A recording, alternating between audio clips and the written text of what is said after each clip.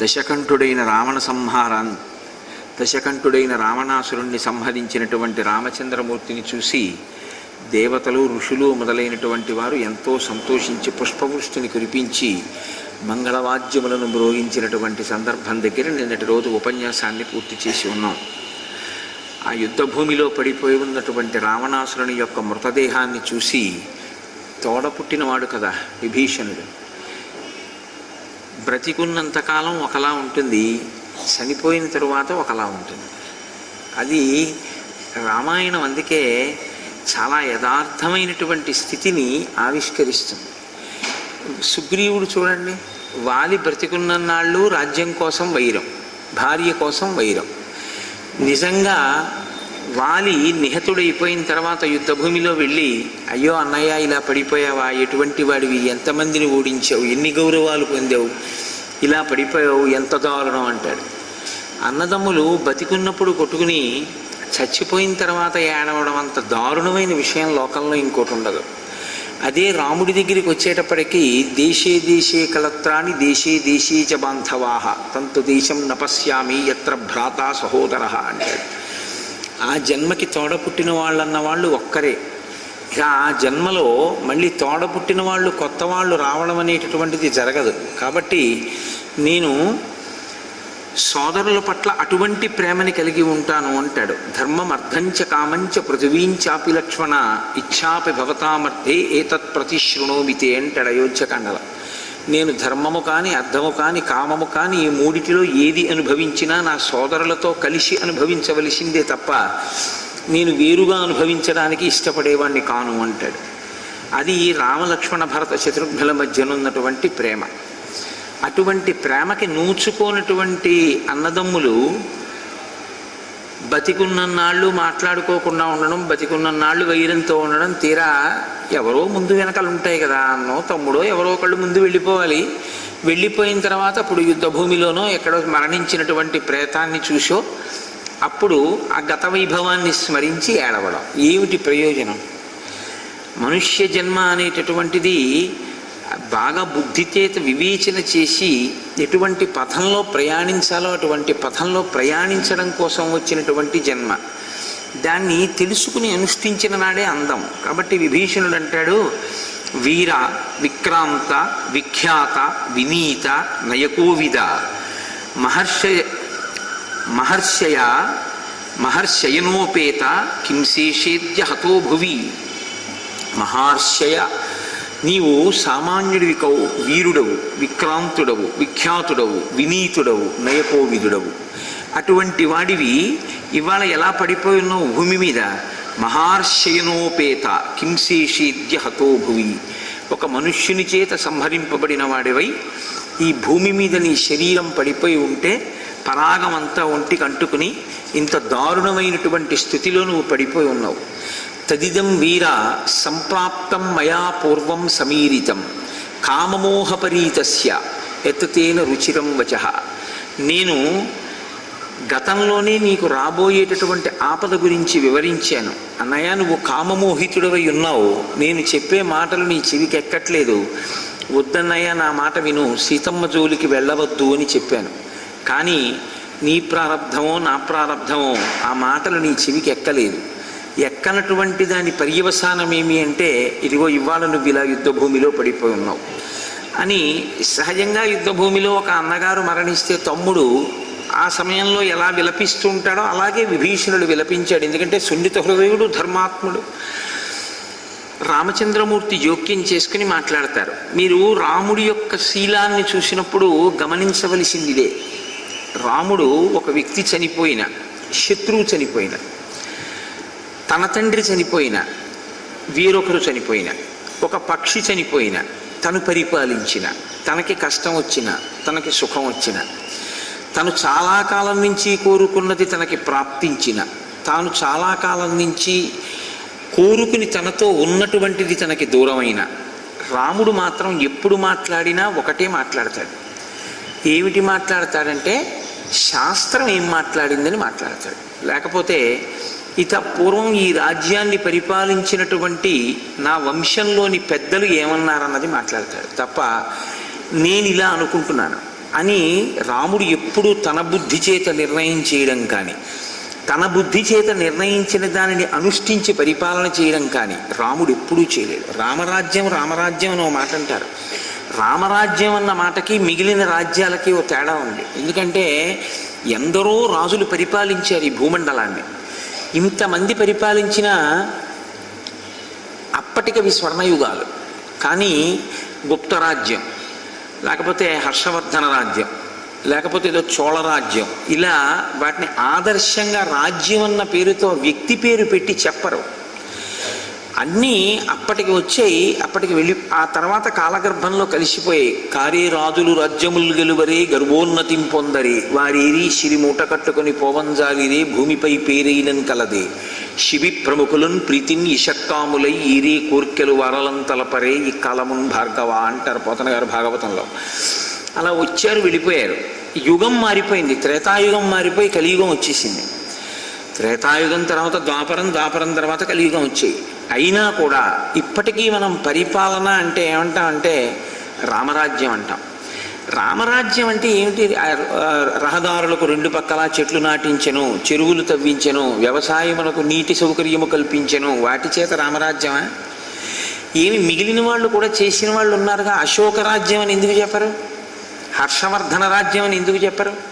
రామరాజ్యం అంటారు. దేనికైనా రాముడే మనకి ఆదర్శంగా మాట్లాడతాం. రామరాజ్యం అన్న మాటకి ఏమిటి అర్థం?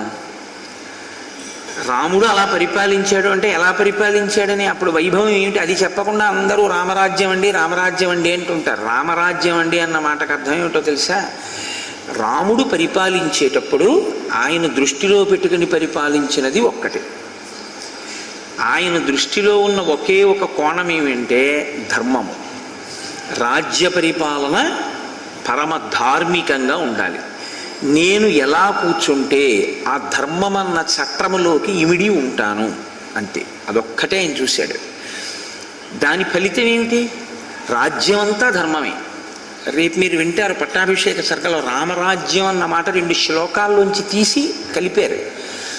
రాముడు ధర్మమునకు కట్టుబడిపోయాడు. అందుకే రాజారాముడిగా కూర్చోవాలి అంటే ప్రజల చేత ఏ విషయంలో ఎత్తి చూపబడ్డాడో ఆ విషయంలో ఆయన అంగీకరించాడు. ధర్మమునకు కట్టుబడిపోయి ఉంటాడు.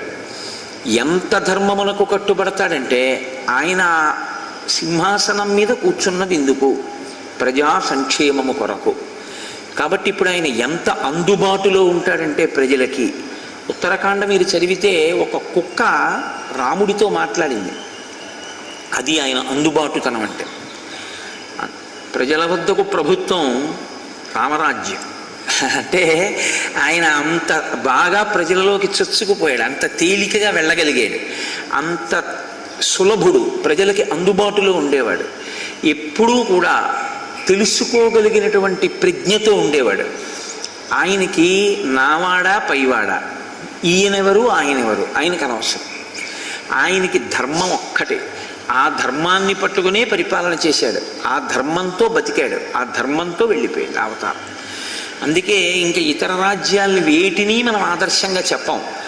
రాజ్యము బాగా పరిపాలన చేయబడితే రామరాజ్యమే చెప్తాం. కారణం ఏమిటంటే అది ధర్మమునకు కట్టుబడినటువంటి పరిపాలన కనుక. కాబట్టి మీరు ఎప్పుడు రాముడు మాట్లాడినా దీన్ని విచారణ చేస్తుండాలి. రాముడు ఇప్పుడు రావణాసురుడు తన యొక్క ప్రగాఢ శత్రువు, తన భార్యని అపహరించినవాడు. అటువంటి వాడు భూమి మీద పడిపోయాడు. తనని ఆశ్రయించిన వాడు, తన చేత లంకారాజ్యమును పొందినటువంటి వాడు ఏడుస్తున్నాడు. రాజకీయం అని ఒక మాట ఉంటుంది. ఆ రాజకీయం వేరు, రాజనీతి వేరు. రాజనీతిజ్ఞులు ఉండేవారు ఒకప్పుడు, ఇప్పుడు లేరు అనలేను, కానీ చాలా తక్కువ ఉంటారు. కాబట్టి ఆయన కూడా నా శత్రువు నా భార్యను ఎత్తుకుపోయిన వాడు చనిపోతే వీడు అన్నయ్యని ఏడుస్తున్నాడు అన్నాడు అనుకోండి, విభీషణుడికి ఏడ్చే అధికారం కూడా ఉండదు. అప్పుడు పుష్పక విమానంలో తీసుకొచ్చి స్పృహ తప్పిపోయినటువంటి రాముణ్ణి చూపించి నీ భర్త మరణించాడు అని చెప్పి పుష్పకం దింపకుండా ఏడవడానికి కూడా అవకాశం ఇవ్వకుండా సీతమ్మని బాధ పెట్టిన రావణాసురుడికి, తన అన్నగారు మరణిస్తే ఏడిచే అవకాశం ఇవ్వనటువంటి రాముడికి ఏం తేడా ఉంటుంది నాకు చెప్పండి? రామ హృదయం అంటే ఏమిటో తెలుసా అండి? అలా ఏడవకపోతే అసహించుకుంటాడు. రాముడు మహాజ్ఞాని, ఆయన్ని మించినటువంటి వాడు లేడు. అందుకే మీరు చూస్తే రామచంద్రమూర్తికి అష్టోత్తరంలో ఆయనకు ఒక నామం ఉంది, జగద్గురవే నమః. రాముడు జగద్గురువు. జగద్గురువు కనుకనే ఆయనకి వ్యాఖ్యాంతం భరతాదిభి పరివృతం రామం భజే శ్యామలం. ఆయన వీరాసనం వేసుకుని కూర్చుని హనుమాది వానరులకు, తన సోదరులకు తత్వాన్ని బోధ చేస్తుంటాడు. ఆ తత్వబోధ చేసేటటువంటి రాముడు పట్టే ముద్ర చాలా ఆశ్చర్యంగా ఉంటుంది. ఇలా చిన్ముద్ర పట్టి ఉంటాడు ఆయన. మిగిలినటువంటి ఎక్కడా మీరు ఏ మూర్తిని చూసినా అలా ఉండడు. ఒక్క తత్వబోధ చేసేటటువంటి రాముడు ఇలా చిన్ముద్ర పట్టి ఉంటాడు. నాకు మొన్న ఎవరో బహుమానం చేశారు, చాలా అద్భుతమైనటువంటి మూర్తి. దాన్ని చాలా జాగ్రత్తగా ఉంచి ఆ కాకినాడ తీసుకెళ్దామని. కాబట్టి వ్యాఖ్యాంతం భరతాదిభి పరివృతం రామం భజే శ్యామలం. ఆయన జగద్గురువు. జగద్గురువు అయినటువంటి రామచంద్రమూర్తి ఎక్కడ ఏది మాట్లాడినా దానికి ఒక విలువ ఉంటుంది. అది భవిష్యత్ తరములకు మార్గదర్శకమై ఉంటుంది తప్ప ఏదో మాట్లాడడం కింద రాముడు మాట్లాడటం. పడిపోయినవాడు రావణుడు, ఏడుస్తున్నవాడు విభీషణుడు, జోక్యం చేసుకుని మాట్లాడుతున్నవాడు రామచంద్రమూర్తి. ఆయన ఎంత అందంగా మాట్లాడాడో చూడండి. నాయం వినష్టో నిశ్చేష్ట సమరే చండ విక్రమ అత్యున్నత మహోత్సాహ పతితోయం అశంకిత. ఈ పడిపోయినటువంటి రావణాసురుడు ఒక పిరికి పంద ఎలా చచ్చిపోతాడో అలా చచ్చిపోలేదు. ఆయన బతికున్నప్పుడు ఎలా ఉన్నాడో మాట్లాడటం లేదు రాముడు. ఇది బుద్ధి వైభవం. ఇది మనిషి నేర్చుకోవలసినటువంటి ధర్మం. ఈ దుర్మాత్ముడు, ఈ దుర్మార్గుడు నా భార్యను అపహరించాడు, ఎన్ని పాపాలు చేశాడు, నీ మాట విన్నాడా? వినుంటే ఇలా అయ్యేవాడా? అనలేదు రాముడు. చచ్చిపోవడం ఎలా చచ్చిపోయాడో మాట్లాడాడు. అంటే చనిపోయిన వాడిని చూసినప్పుడు నువ్వు స్మరించడానికి ఏదో ఒక చిన్న మంచి గుణం ఉంటుంది. ఆ ఒక్క మంచి గుణం మాట్లాడు తప్ప ప్రేతం దగ్గరికి వెళ్ళి మాత్రం నీవు ఆయన గత జీవితాన్ని తవ్వి తప్పుల గురించి మాట్లాడేటటువంటి ప్రయత్నము చేయకూడదు. ఇదే తీర్పు చెప్తాడు రామచంద్రమూర్తి. కాబట్టి ఆయన అన్నాడు, ఎలా చనిపోయాడన్నది ఆలోచించు. ఒక పిరికి పంద చనిపోయినట్టు చనిపోలేదు, భీరువై పారిపోయి చచ్చిపోలేదు. ఇతని రణోత్సాహం మహోన్నతమైనటువంటిది. ఎటువంటి యుద్ధం చేశాడు! ఇతను నాతో చేస్తున్నటువంటి యుద్ధాన్ని చూడ్డానికి సమస్త దేవతలు, ఋషులు ఆకాశంలో నిలబడి చూశారు. అంత గొప్ప యుద్ధం చేశాడు, నిర్భయంగా చేశాడు ఆ యుద్ధాన్ని. తప్ప ఎలాగో అలా మనం తప్పించుకొని పారిపోయి మళ్ళీ అభ్యున్నతిని పొందలేమా అన్న ఆలోచన చేయలేదు. ఉండడమో ఊడిపోవడమో రెండే మార్గాలు. అన్నంతగా యుద్ధం చేశాడు. నైవం వినిష్టాః శోచ్యంతే క్షత్రధర్మ వ్యవస్థితాః వృద్ధిన్ ఆశంసమానాయే నిపతంతి రణాజిరే. ఈయన క్షత్రియులు ఎటువంటి ధర్మాన్ని అనుష్ఠిస్తారో అంటే విజయమో వీరస్వర్గమో, ఎదురుగుండా ఉండేటటువంటి వీరుడితో పోరాటం చేసేటప్పుడు ఉంటే ఉండడం, రాజ్యాభ్యున్నతిని పొందడం, పోతే శరీరం పోవడం తప్ప బ్రతకడం కోసమని చెప్పి గడ్డి కరవడం అన్నది మాత్రం ఇక చెయ్యరు. అటువంటి ఉత్తమమైనటువంటి క్షాత్ర ధర్మమును అవలంబించాడు యుద్ధంలో. వెన్నిచ్చి పారిపోలేదు. సారథి తీసుకెడితే సారథిని దెబ్బలాడాడు తప్ప ఎదురు నిలబడి పోరాడాడు. అటువంటి వాడు కింద పడిపోయాడు. ఒకప్పుడు ఇంద్రాది దేవతల్ని గజగజలాడించాడు. అంతటి పరాక్రమంతో బతికాడు. యుద్ధం అనేటటువంటిది ఒక పక్షం గెలవడానికే చెయ్యబడుతుంది. రెండు పక్షాలు గెలవడం ఎప్పుడూ సంభవం కాదు విభీషణ. రెండు పక్షాలు గెలిచిన దాన్ని యుద్ధం అని అనరు. కాబట్టి ఒక పక్షమే గెలవాలి. కాబట్టి మనమన్నా గెలవాలి, రావణుడన్నా గెలవాలి. ఇది మనకి యుద్ధ ప్రారంభము నుండి తెలిసే విషయం. మనమన్నా గెలుస్తాం, రావణుడన్నా గెలుస్తాడని. రావణుడు పడిపోయాడు, మనం గెలిచాం.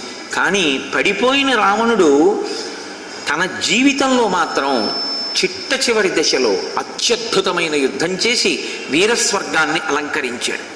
ఇంత గొప్ప స్థితిని పొంది వీరస్వర్గాన్ని అలంకరించినటువంటి మహాపురుషుడికి తమ్ముడవైన నువ్వు ఆయన్ని చూసి ఇయం హి పూర్వై సందిగ్ధా గతి క్షత్రియ సమ్మతా, క్షత్రియ సమ్మతమైనటువంటి పథంలో వెళ్ళిపోయినటువంటి వాణ్ణి చూసి నీవు ఇలా ఏడవకూడదు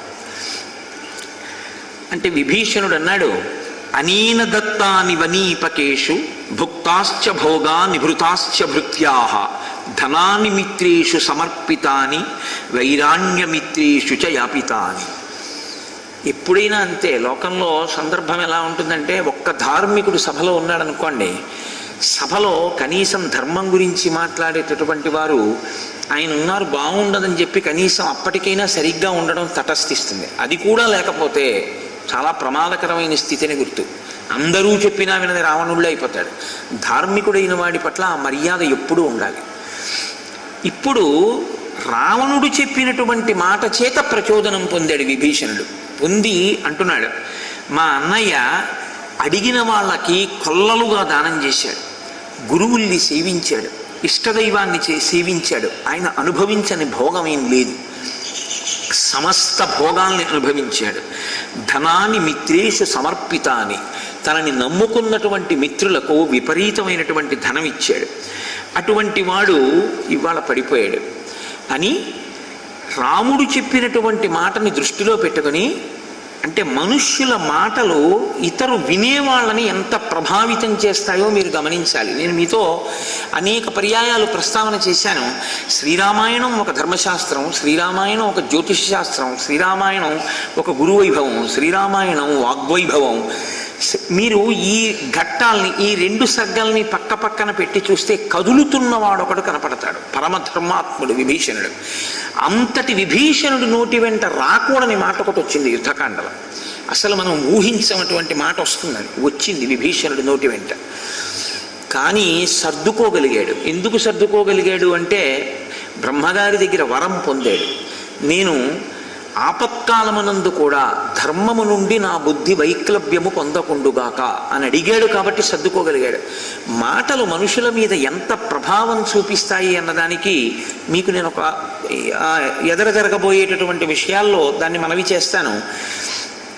ఇంత గొప్పగా రావణుడి గురించి మాట్లాడి రామచంద్రమూర్తితో అన్నాడు, ఏషోహితాగ్నిశ్చ మహాతపాశ్చ వేదాంతగ కర్మసు చగ్రియ వీర్య ఏతస్య యత్ప్రేతగతస్య కృత్యం తత్కర్తుమిచ్ఛామి తవ ప్రసాదాత్. ఈయన ఒక గొప్ప తపస్వి, వేదాంతవేత్త, యజ్ఞ యాగాది క్రతువులను ఆచరించిన వారిలో ప్రముఖుడు. అటువంటి వాడు ఇంత దయనీయంగా పడిపోయాడు. ఈ శరీరం ఇలా పడిపోయి ఉండకూడదు.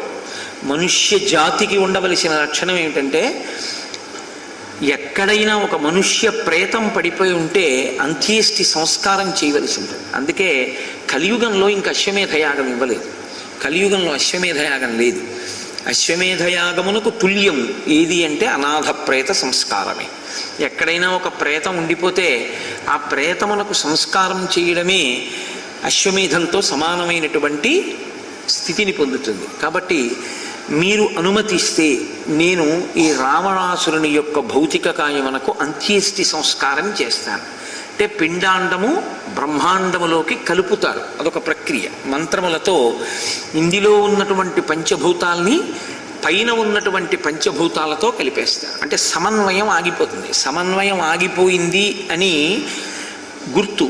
దానికి ఏం చేస్తారంటే మంత్రబద్ధంగా ఇందులో ఉండేటటువంటి వాయువులన్నింటినీ కూడా విడతీసేసి ఈ శరీరాన్ని ఆ బ్రహ్మాండంతో కలిపేసేసి విడిపోయినటువంటి జీవుడు పితృదేవతా స్థానాన్ని పొందుతాడు. కాబట్టి ఆశీర్వచనాన్ని పుచ్చుకోండి అని చెప్పి జ్ఞాతులందరి యొక్క అభ్యున్నతి కొరకు ఒక హోమం చేస్తారు.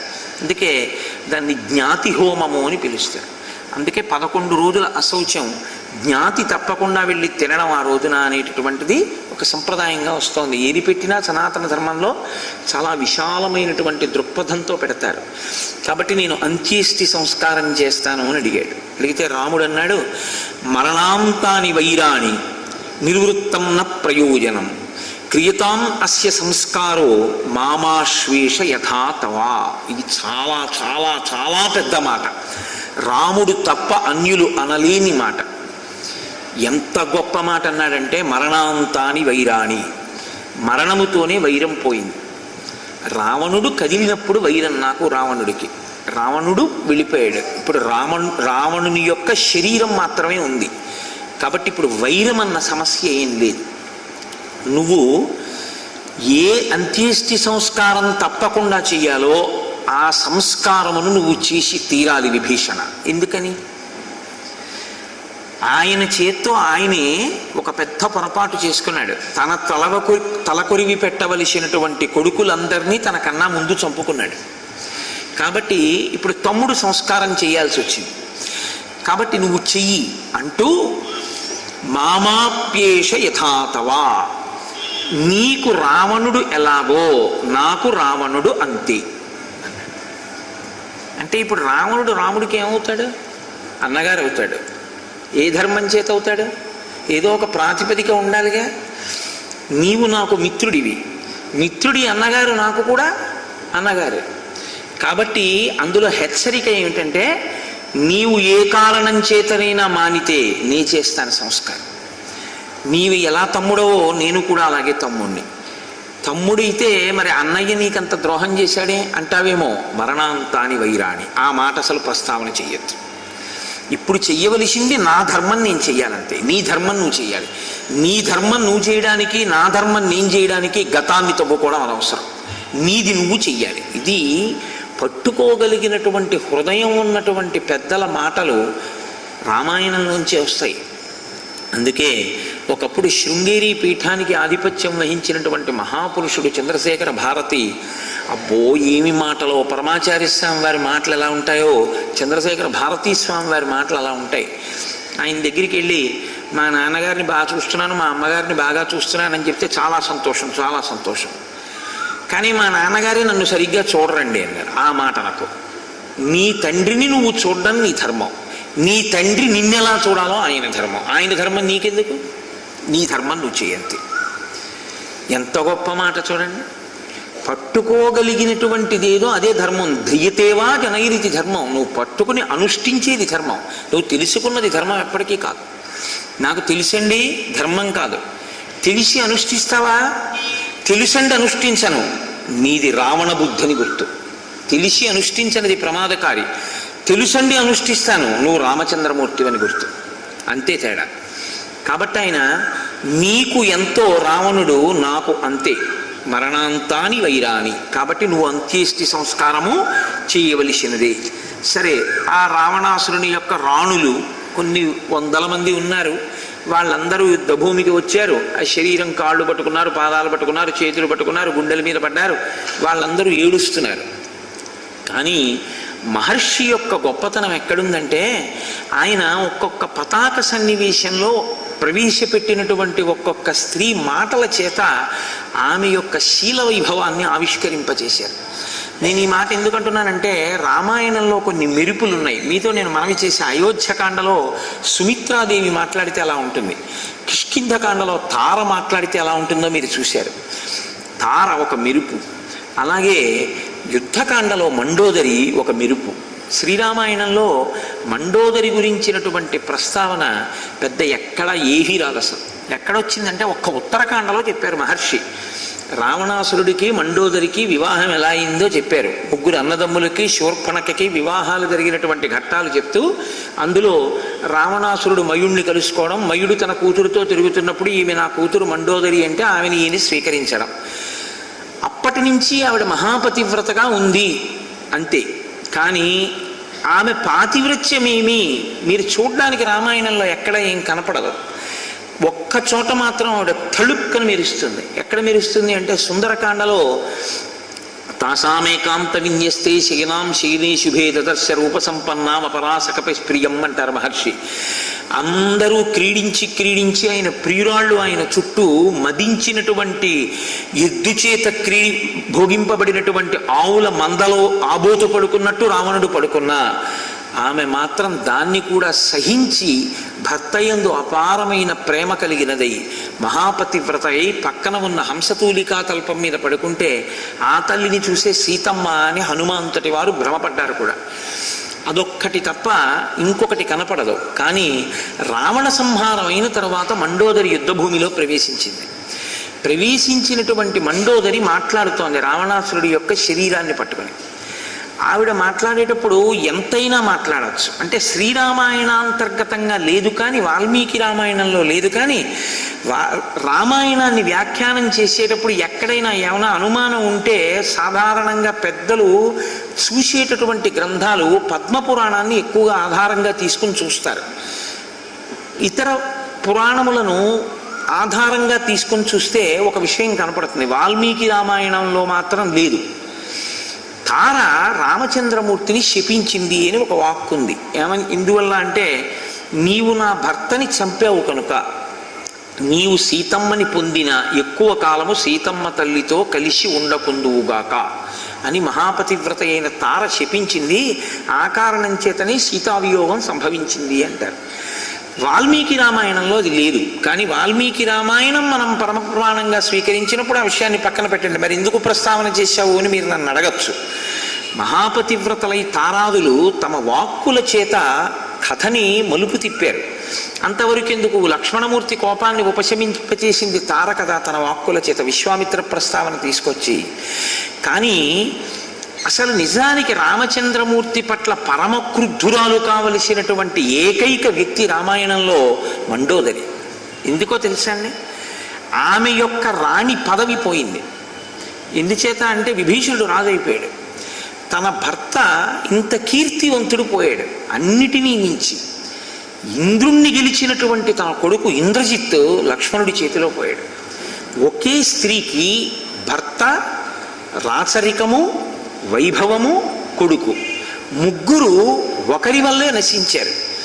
ఆ స్త్రీ ఇప్పటి వరకు రామలక్ష్మణుల్ని చూడలేదు. ఆమె ఇప్పుడే చూస్తోంది. ఎందుకంటే ఆవిడ మహాపతివ్రత. ఆవిడన్నడూ పైకి రాలేదు భర్త పక్కన లేకుండా. ఆవిడ ఇప్పుడు బయటికి వచ్చింది. బయటికి వస్తున్నప్పుడు రాముడు అక్కడే నిలబడున్నాడు. రాముడి పక్కన లక్ష్మణుడు నిలబడున్నాడు. సహజంగా ఆ స్థితిలో యుక్తాయుక్త విచక్షణ అన్నది ఉండడం చాలా కష్టం. ఉండకుండా కోపం ఎటువైపుకి వెడుతుందంటే, నా భర్త మరణమునకు కారణమైన వాడు అని రాముడి వైపుకి వెళ్ళాలి. వెళ్ళి మండోదరి శాపవాక్కు విడిచిపెట్టగలదు. మీరు అది గుర్తుపెట్టుకోవాలి. ఆవిడ మహాపతివ్రత. ఆవిడ ఒక స్థితిలో చెప్పింది, సీతమ్మ నా ముందు ఏ పాటి అని అడిగింది ఆవిడ. ఆవిడ అంతటి పతివ్రత కూడా. అటువంటి మండోదరి శపించలేదు రాముణ్ణి. ఇది ఆవిడ యొక్క వైభవాన్ని ద్విగుణీకృతం చేసింది రామాయణంలో. మండోదరి యొక్క శీలాన్ని ఎక్కడికి తీసుకొచ్చి ఉద్దీపింపజేశారంటే మహర్షి, రావణ వధ అయిన తరువాత ఆవిడ యుద్ధభూమిలో మాట్లాడిన మాటలు ఏ ఉన్నాయో ఆ మాటలు మండోదరి యొక్క బుద్ధి వైశిష్ట్యానికి, ఆవిడ ఎంత ఎత్తు ఎదిగిపోయింది అన్నదానికి ఉదాహరణలు. ఈ ఘట్టం చదివిన వాళ్ళు మండోదరికి నమస్కరించకుండా ఉండలేరు.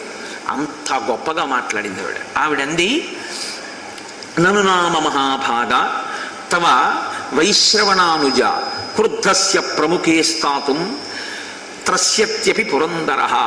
నీవు సాక్షాత్తుగా కుబేరుడి యొక్క సోదరుడివి, విశ్రవసో బ్రహ్మ యొక్క కుమారుడివి. నీవే ఆగ్రహిస్తే ఇంద్రుడంతటి వాడు గజగజా ఉనికిపోతాడు. ఋషయశ్చ మహీదేవ గంధర్వాశ్చ యశస్విన నను నామ తవోద్వేగాత్ చారణాశ్చ దిశోగతాః.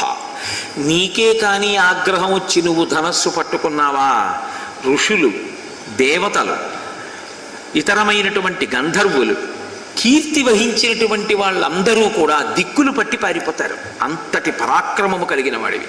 అటువంటి వాడివి సత్వం మానుషమాత్రేణ రామేణ యుధి నిర్జిత. నౌ యపత్రపసే రాజన్ కిమిదం రాక్షసర్షభ. అటువంటి వాడివి, అంత గొప్పవాడివి, చిట్ట చివరికి ఒక మనుష్యుడి చేతిలో చచ్చిపోయావు. నీకు ఇది సిగ్గుగా లేదా అని అడిగింది. ఇక్కడ దాకా వచ్చాక మనం ఏం ఊహిస్తామంటే, సాధారణంగా మీరు ఈ శ్లోకం యొక్క రెండో పాదాన్ని మూసి తర్వాత ఏమంటుంది అన్నారు అనుకోండి, ఇంతటి వాడివి ఒక మనుష్యుడి చేతిలో పడిపోయావు అన్న తర్వాత ఏమంటుంది అంటే, ఈ దుర్మార్గుడిని నిన్ను చంపేశాడు అంటుంది అనుకుంటాం. కానీ ఆవిడేమందో తెలుసా అండి, నవ్వు వ్యపత్రపసే రాజన్, నీకు సిగ్గుగా లేదా అని అడిగింది ఆవిడ. సిగ్గుగా లేదా అని ఎందుకు అడగాలి? అంతటి వాళ్ళని గెలిచిన వాడివి ఒక మనుష్యుడి చేతిలో ఎందుకు చావాల్సి వచ్చింది నువ్వు అని అడిగింది ఆవిడ. ఆవిడ ప్రశ్నని మీరు తిప్పి చదవాలి. అంత గొప్పవాడివిగా ఇంద్రుడు పారిపోతాడుగా, గంధర్వులు పారిపోతారుగా, ఋషులు పారిపోతారుగా, మరి ఒక మనిషి చేతిలో చచ్చిపోయే స్థితి నీకు ఎందుకు వచ్చింది? అటువంటి స్థితి ఎందుకు తెచ్చుకున్నావు? అలా తెచ్చుకున్నందుకు సిగ్గుపడద్దు నువ్వు అని అడిగాను. అంటే ఇప్పుడు ఆవిడ రాముణ్ణి ఏ నిందా చేయలేదు, ఆవిడ రావణుణ్ణే నింద చేసింది. నింద చేసింది అంటే ఆయన శీలాన్ని ప్రశ్నించింది. ఇప్పుడు ఎందుకు ప్రశ్నించిందో కూడా చెప్తుంది, ఒక చోట అన్యాపదేశంగా చెప్తుంది ఆ మాట. ఎంత అందమైన మాట చెప్పిందంటే, ఒకానొకప్పుడు జనస్థానంలో ఈ రాముడి చేతిలోనే 14,000 మంది రాక్షసులు ఖరదూషణాదులు నిహతులైపోయారు. నీకు తెలియదా? నీకు తెలుసు ఆయన పరాక్రమవంతుడని. ఇతని సేవకుడు ఒక్క వానరుడు హనుమ లంకాపట్టణంలో ప్రవేశించి లంకనంతటినీ కాల్చి నీ యొక్క సైన్యంలో కొంత భాగాన్ని నశింపచేసి కుమారుడైన అక్షకుమారుణ్ణి కూడా సంహరించి వెళ్ళిపోయాడు. తెలియదా నీకు అప్పుడు ఆయన పరాక్రమం?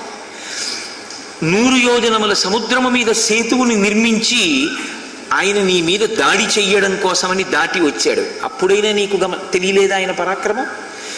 వ్యక్తం చేష మహాయోగి పరమాత్మ సనాతన అనాది మధ్య నిధలో మహత పరమో మహాన్ తమస పరమో ధాత శంఖచక్ర గదాధర శ్రీవత్సవక్షా నిత్యశ్రీ అజయ్య శాశ్వతో ధ్రువ మానుషం వపురాస్తాయ విష్ణు సత్యపరాక్రమ సర్వై పరివృతో దేవై వానరత్వముపాగతై సర్వలోకేశ్వర సాక్షాత్ లోకానాం హితకామ్యయ సరాక్షత పరీవారం హతవాంస్త్యాం మహాద్యుతి. నీకు అర్థం కాలేదేమో, నాకు అర్థం అవుతోంది. వచ్చినటువంటి వాడు మనుష్యుడు కాడు.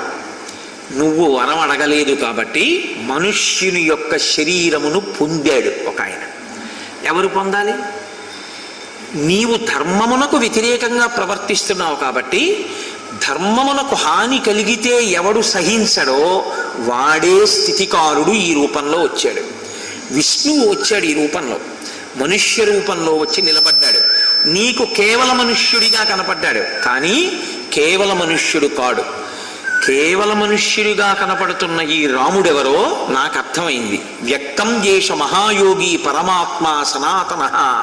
ఈయన మహాయోగి, పరమాత్మ, సనాతనుడు, ఆదిమధ్యాంతరహితుడు, మహత్తులకు మించిన మహత్తైన వాడు, అజ్ఞానమనేటటువంటి చీకటిని పోగొట్టగలిగినటువంటి వాడు, శంఖచక్ర గదా పద్మములను పీతాంబరమును ధరించేటటువంటి వాడు, మానుషం వపురాస్తాయ మనుష్యుని యొక్క దేహమును పొందాడు. అంటే వేదవాక్కుని చెప్తోంది. అజాయమానో బహుధా విజాయితే. పుట్టవలసిన అవసరం లేనివాడు పుడుతూ ఉంటాడు. ఈశ్వరుడు దేనికి పుడుతూ ఉంటాడు అంటే ధర్మమును రక్షించడానికి పుడుతూ ఉంటాడు.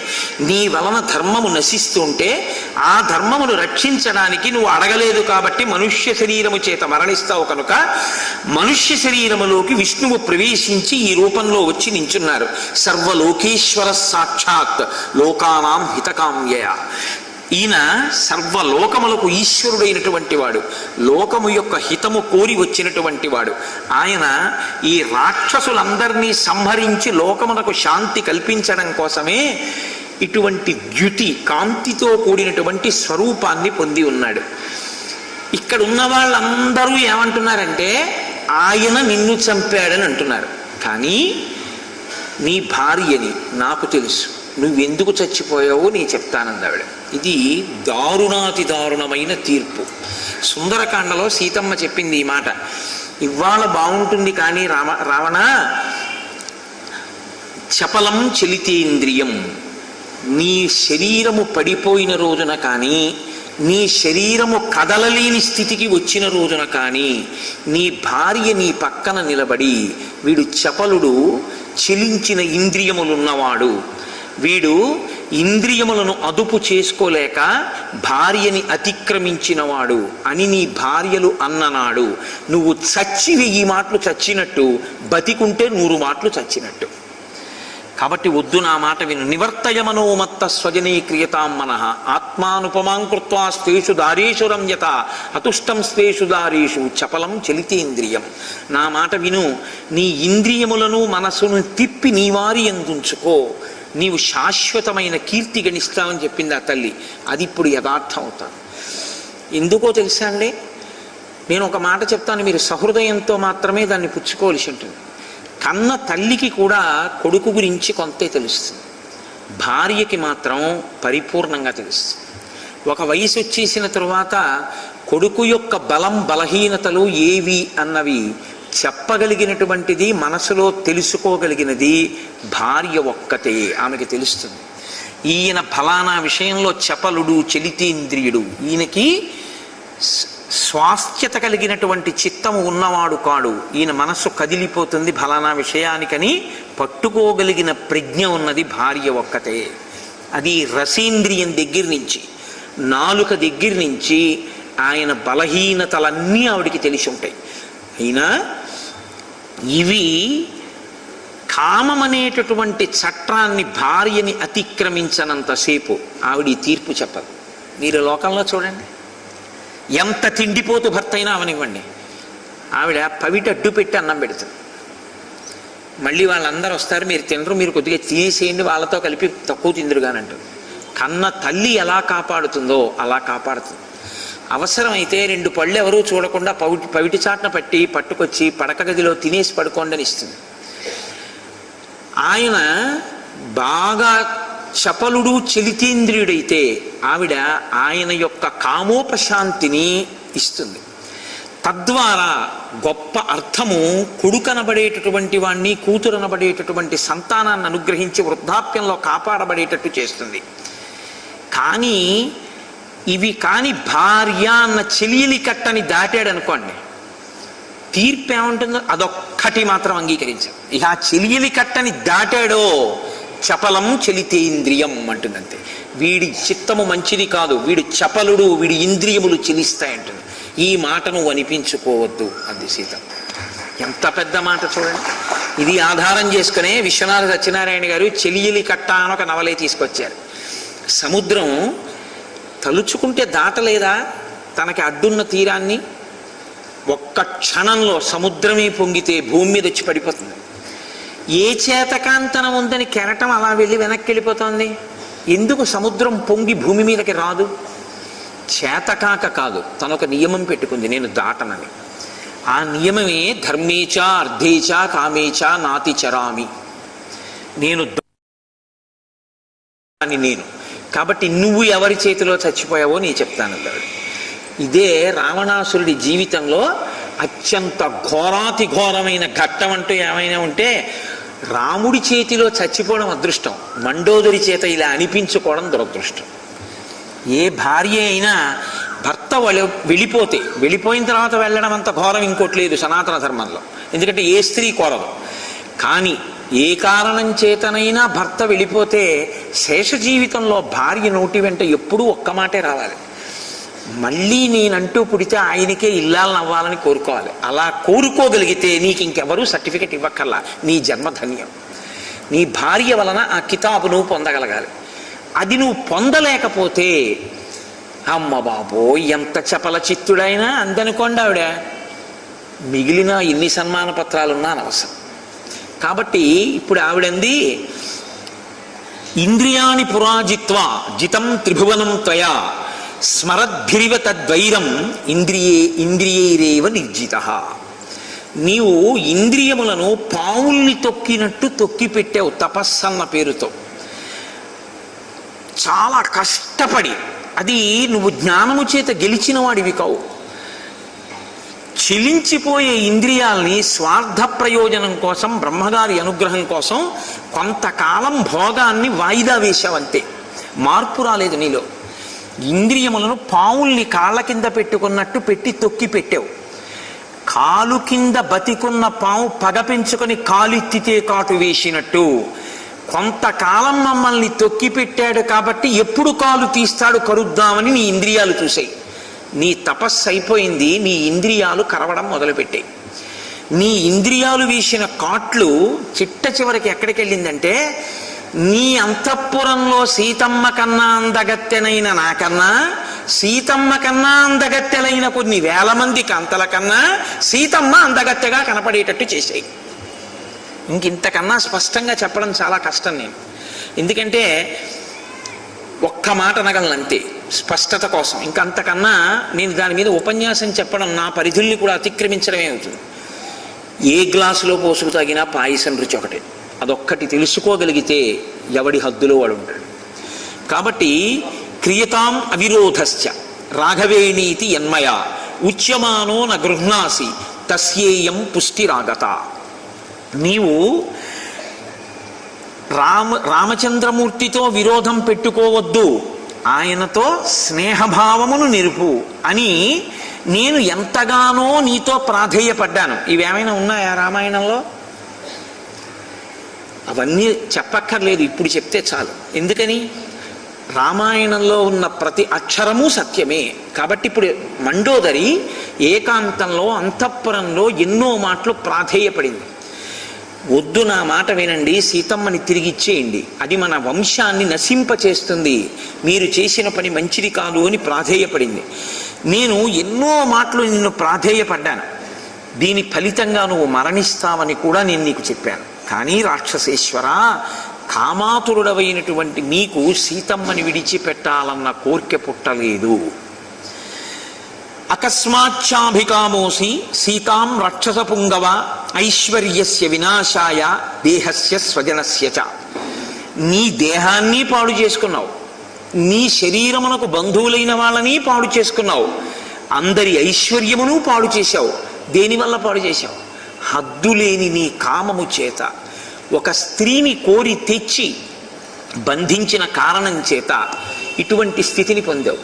అయితే ఒక స్త్రీని బంధించి తీసుకొచ్చినంత మాత్రాన ఇంత స్థితిని పొందాడా అనుకుంటున్నారేమో. ఆమె సామాన్య స్త్రీ కాదు. ఈ మాట అనాలంటే హృదయ వైశాల్యం ఉండాలి, చాలా గొప్ప జ్ఞానం ఉండాలి. ఎందుకంటే ఇప్పుడు ఆవిడ పొగుడుతున్నది రాముణ్ణి కాదు, సీతమ్మని పొగుడుతోంది.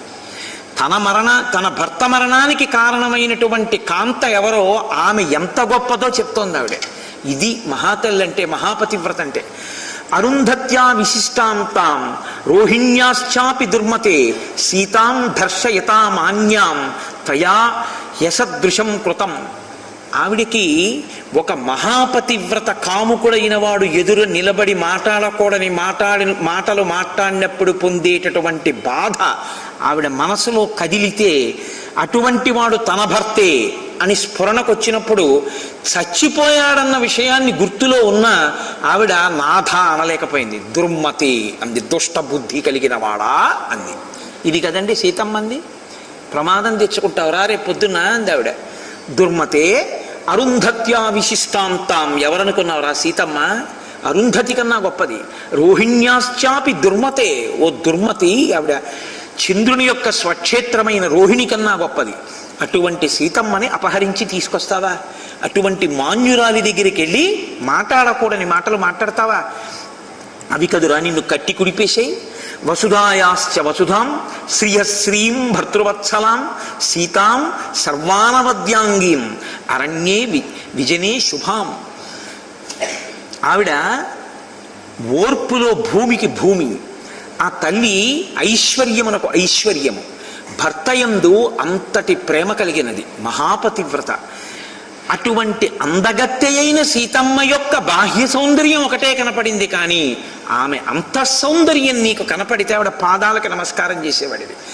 నీకు అంతఃసౌందర్యం కనపడలేదు, బాహ్య సౌందర్యం కనపడింది. ఆ అంతఃసౌందర్యం నువ్వు కోరుకున్న బాహ్య సౌందర్యానికి ప్రతిబంధకంగా నిలబడుతుందని నీ యొక్క పట్టుదల పెరిగిన కొద్దీ ఆవిడ అంతఃసౌందర్యమే నిన్ను కాలుస్తుందని నువ్వు గుర్తించలేక అరణ్యంలో ఆవిడ్ని మోసగించి తీసుకొచ్చావు. అసలు తీసుకురావడంలోనే ప్రమాదకరమైన పోకడ. మారీచుణ్ణి మాయామృగ రూపంలో పంపించి రామలక్ష్మణుల్ని వంచి నువ్వు సన్యాసి వేషం వేసుకుని సీతమ్మ తల్లిని అపహరించి ఇక్కడికి తీసుకొచ్చి ఇన్ని నెలలు బంధీకృతురాల్ని చేశావు. ఈ పాపం ఉట్టినే పోతుందా? అవశ్యమేవ లభతే ఫలం పాపస్య కర్మణః ఘోరం పర్యాగతే కాలే కర్తాన్నాన్యస్త్ర సంశయ. ఎవడు చేసింది వాడు అనుభవించాలిగా. పుణ్యం చేశావు అనుభవించావు, పాపం చేశావు అనుభవిస్తున్నావు. కాబట్టి ఇప్పుడు పరాగములో పడిపోయావు. ఒకనాడు పెద్ద పెద్ద ఆభరణములు పెట్టుకున్నావు, గొప్ప వైభవాన్ని అనుభవించావు. చేసిన పాపం ఎక్కడికి పోతుంది? ఎదురుగుండా రాముడు కనపడితే కాళ్ళ మీద పడలేదుగా. ఇంటికి పో అన్నాడు. ఆ రోజున రాముడి కాళ్ళ మీద పడిపోయి ఉంటే నీ పాపం పోయి ఉండేది, నువ్వు పడలేదుగా. కాబట్టి ఏమైంది? అనుభవించవలసి వచ్చింది. నువ్వు చేసింది నువ్వు అనుభవిస్తున్నావు. ఎవడు చేసింది వాడే అనుభవించాలనడానికి తార్కాణం నీ తమ్ముడు చేసింది నీ తమ్ముడు అనుభవిస్తున్నాడు. చూడు, విభీషణుడు ఎక్కడున్నాడు? రాముడి పక్కన నించున్నాడు. ఎటువంటి తమ్ముడిగా? లంకారాజ్యానికి రాజయ్యి ఉన్నాడు. నువ్వు మరణించి ఉన్నావు. ఏమి నీ ప్రారంధం? నీ తర్వాత నీ కొడుకులు అవ్వాలి. నీ కొడుకులు కూడా లేకుండా నీ వంశాన్ని నువ్వే నిర్మూలించుకుని నీ కుటుంబాన్ని నీ తమ్ముడికి రాజ్యం వచ్చేట్టు చేసుకున్నావు. కారణం, ఆయన నిన్ను వదిలేడు, రాముడిని పట్టుకున్నాడు. నువ్వు ఇవన్నీ వదిలేశావు, సీతమ్మని పట్టుకున్నావు. పట్టుకోవడంలో కామంతో పట్టుకున్నావు, కాల్చేసి. చూసావా? కాబట్టి శుభకృత్యు భమాప్నోతి పాపకృత్ పాపమశ్నుతే విభీషణ సుఖం ప్రాప్త తం ప్రాప్త పాపమీదృశం. విభీషణుడు ఏది పొందాలో దాన్ని విభీషణుడు పొందాడు. నువ్వు ఏది పొందాలో అది నువ్వు పొందావు. ఎవడు చేసింది వాడు అనుభవించాలిగా. రావణ సంత్యన్యాహ ప్రమదాస్తుభ్యం రూపేణాభ్యధికాస్తత అనంగవశమాపన్న తంతు మోహాన్న బుద్ధ్యసే. ఎంత గొప్ప తీర్పండి నిజంగా. యథార్థంగా నిష్పక్షపాతంగా ఆలోచన చేస్తే రావణ, నువ్వు కోరుకున్న సీతమ్మ కన్నా అందగత్తెలు కొన్ని వేల మంది మన అంతఃపురంలోనే ఉన్నారు, నీ యందు ప్రేమ ఉన్నవారు.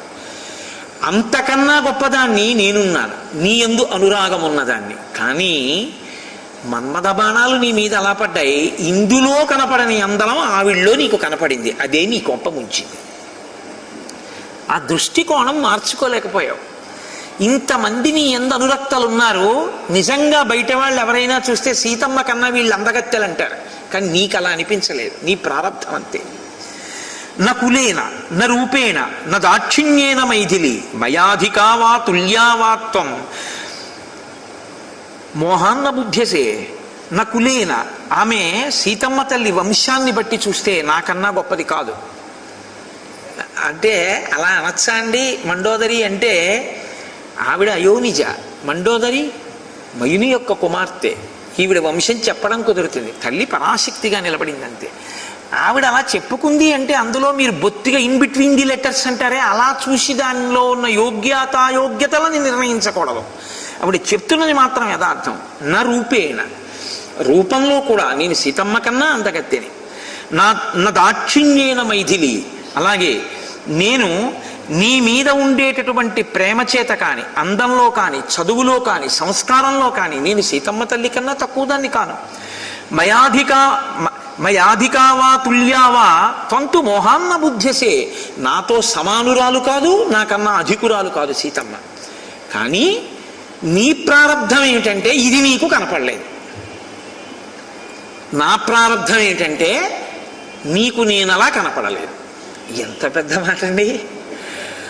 ఆయన ప్రారంధం ఏంటంటే అలా మండోదర ఆయనకి కనపడకపోవడం. ఈవిడ ప్రారంధం ఏంటంటే ఈవిడ ఆయనకి అలా కనపడలేకపోవడం.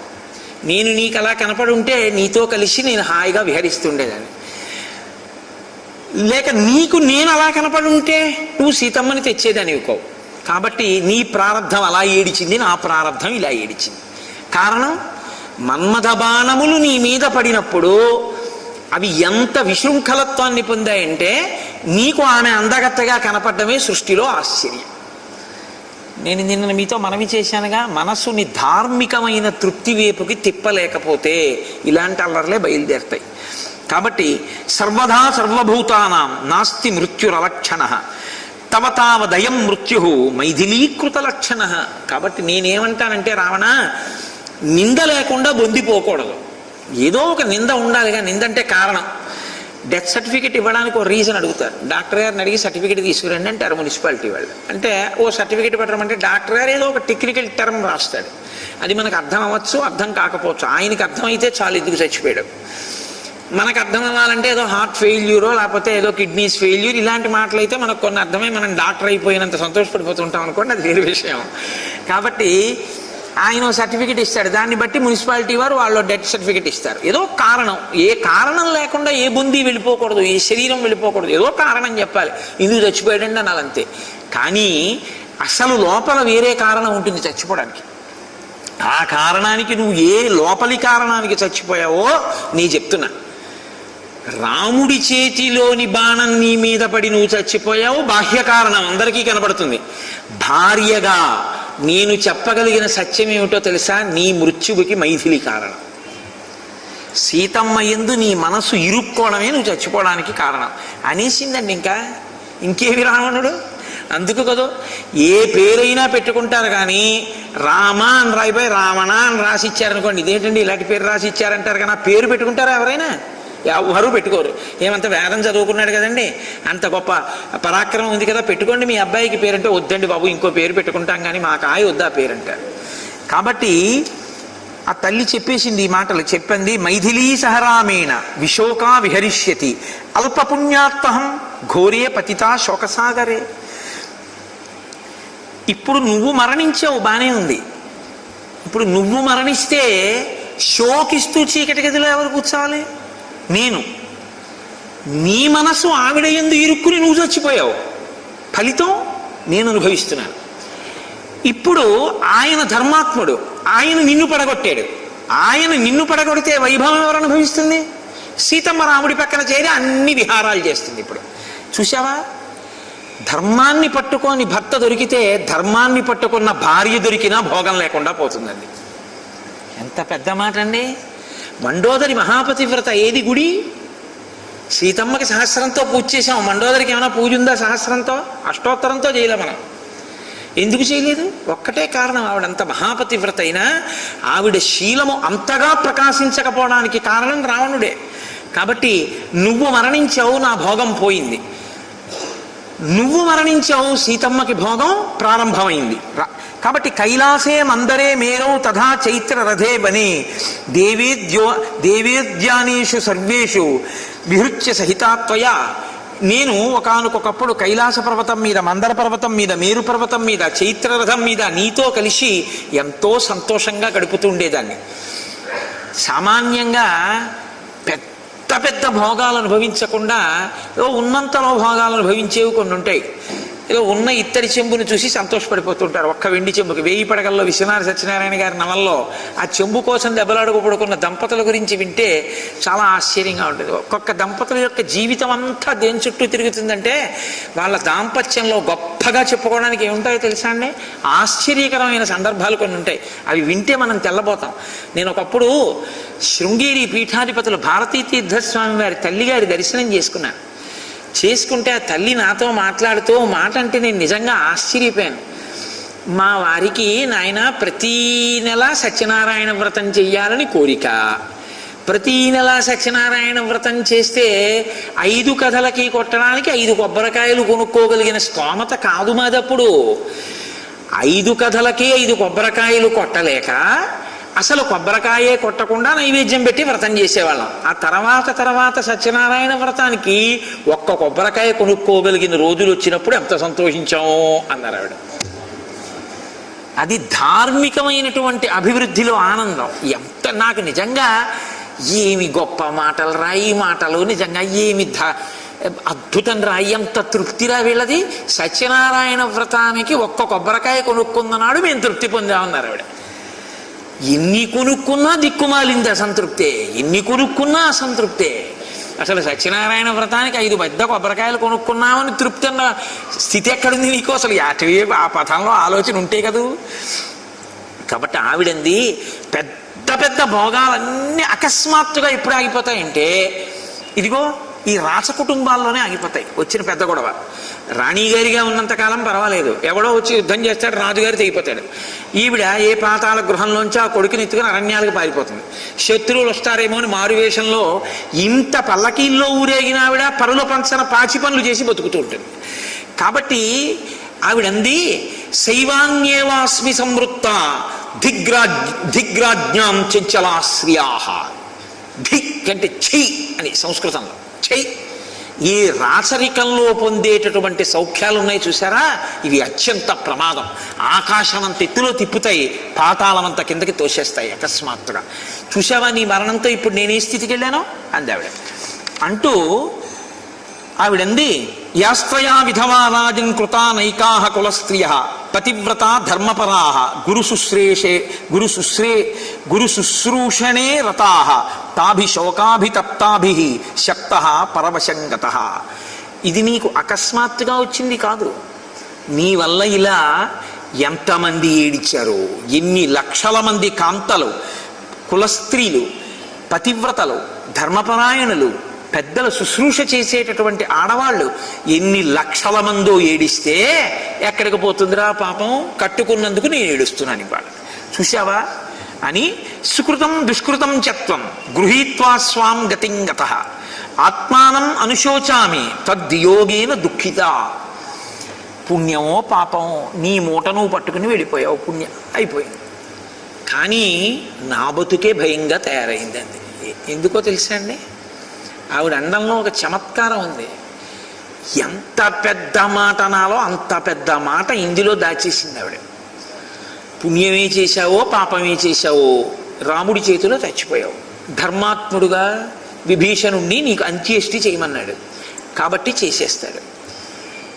రేపు నేను పోతే ఏడి కొడుకు చంపేశావుగా, నీ కామానికి ఇంద్రజిత్తుని చంపేశావుగా, కొడుకులందరినీ చంపేశావుగా, నీకు నీ తమ్ముడు చేస్తున్నాడు, రేపు నాకు చేయడానికి కొడుకుని మిగల్చకుండా చచ్చిపోయావు.